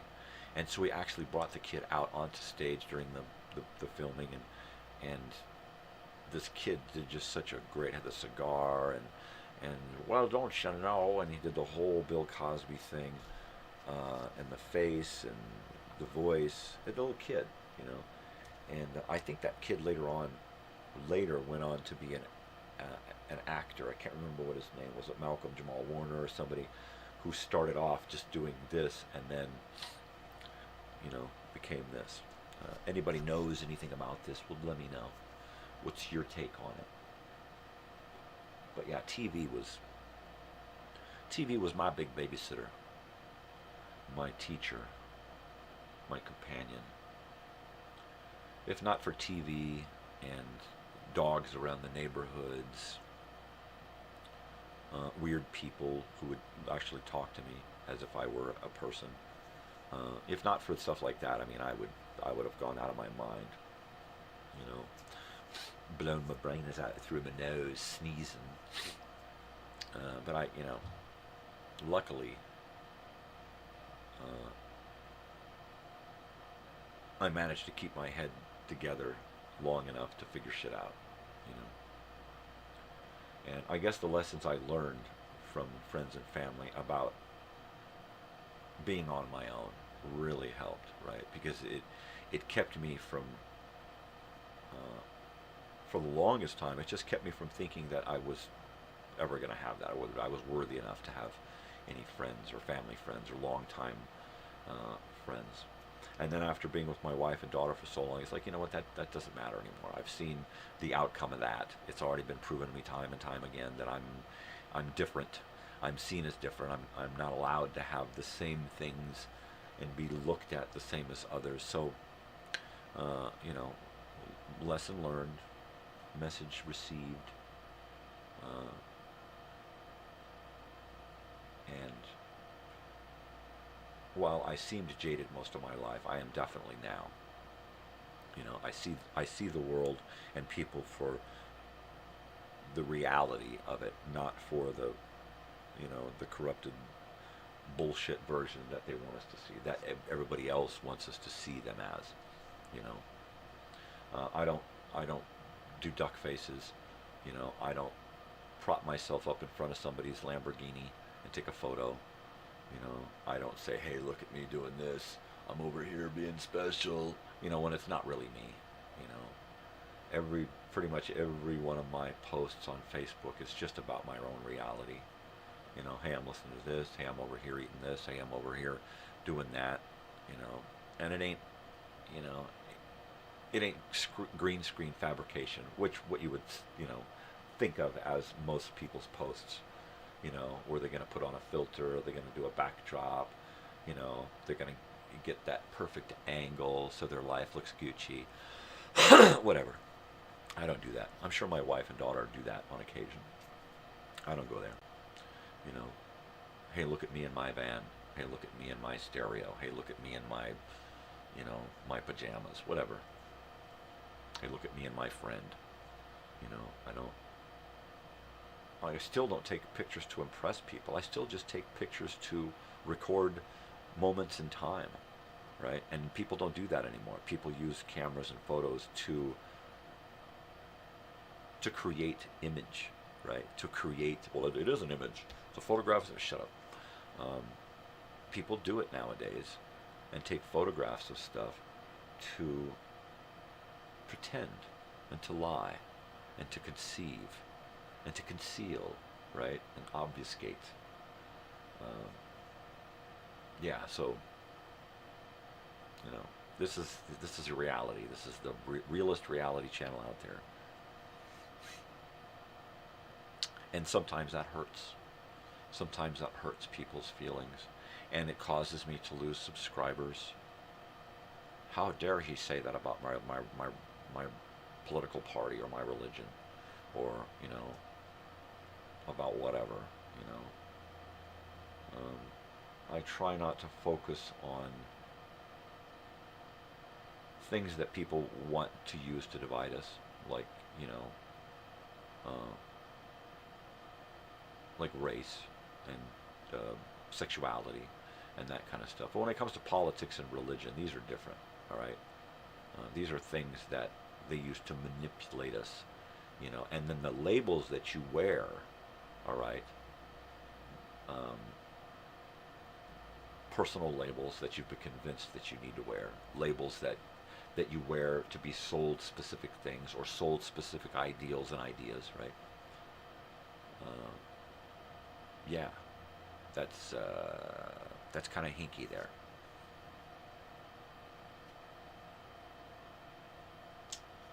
Oh man, I guess it's just time that I just cut it for the day. I come on every morning hoping that somebody wants to show up on a Television Tuesday and talk about television, and I get a few flies on the wall that want to hang out and listen and interact personally, but they don't want to get involved with the show's actual purpose. Today's show's actual purpose is to discuss TV, and I've hit on it a few times during my theme, which has been pretty much a rant about the world and people. But on occasion, I would really like if somebody would show up and want to talk about TV, you know. And if nobody's going to talk about TV and movies, then I will probably just say, you know what, forget it. I'm not going to upload any of that stuff anymore. It's too controversial copyright-wise, and there's plenty of other stuff to do, you know. So I'm going to probably give it to the end of the month. If I don't get anyone who wants to hang out and talk about TV or movies, then, you know, we'll just leave it at that. But I won't upload stuff. If you want to get with me, talk about something, then maybe I can find it and we can upload it and talk about it next time. But I'm not going to upload stuff in hopes that people are going to want to talk about it. Usually people just walk by, give me a thumbs up, watch the video, maybe leave a comment. But that's usually it. Short attention span. People want instant satisfaction, instant gratification. They want it right now, you know. And I'm in it for the long haul. And most subscribers and viewers especially, don't return. They're in this. They're like, oh yeah, this is neat. This is cool. I want to come in, and then they're gone, and they never come back. Or they pop back once in a great while, and it doesn't jive with their own reality, you know. And that's cool. I get people who pop up, subscribe, hang out, come back a while later, and they're like, why did I subscribe to this? Right? And then they're gone. And it doesn't cost anything. I mean, it's not like you can only have so many subscribers, you know. You can only subscribe to so many. It's not like that. Do whatever you want, you know. Subscribe to me or not.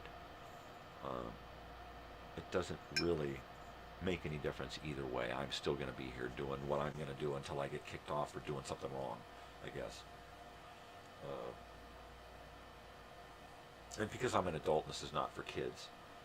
I can get away doing my adult things sitting here. I don't want to make this channel for 18 and over because I don't think that it's that, right?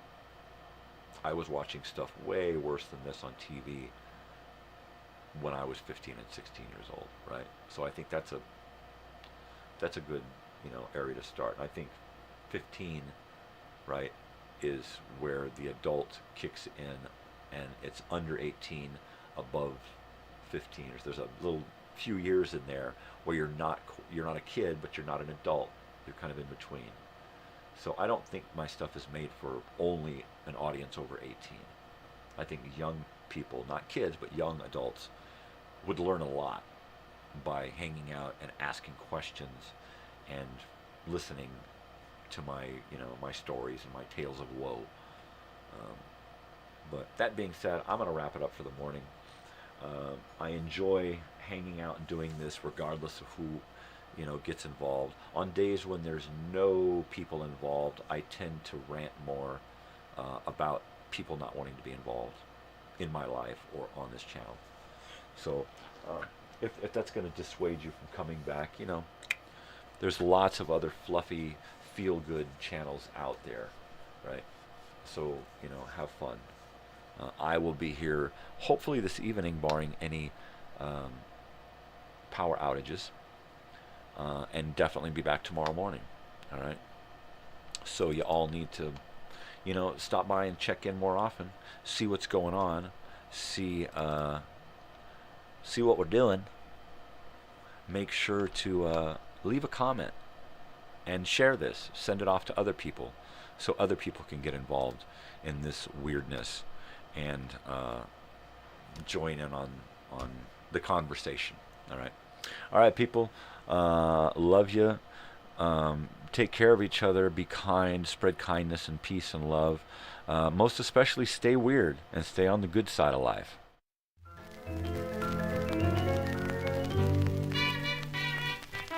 Stay on the good side of life. Love you. Take care.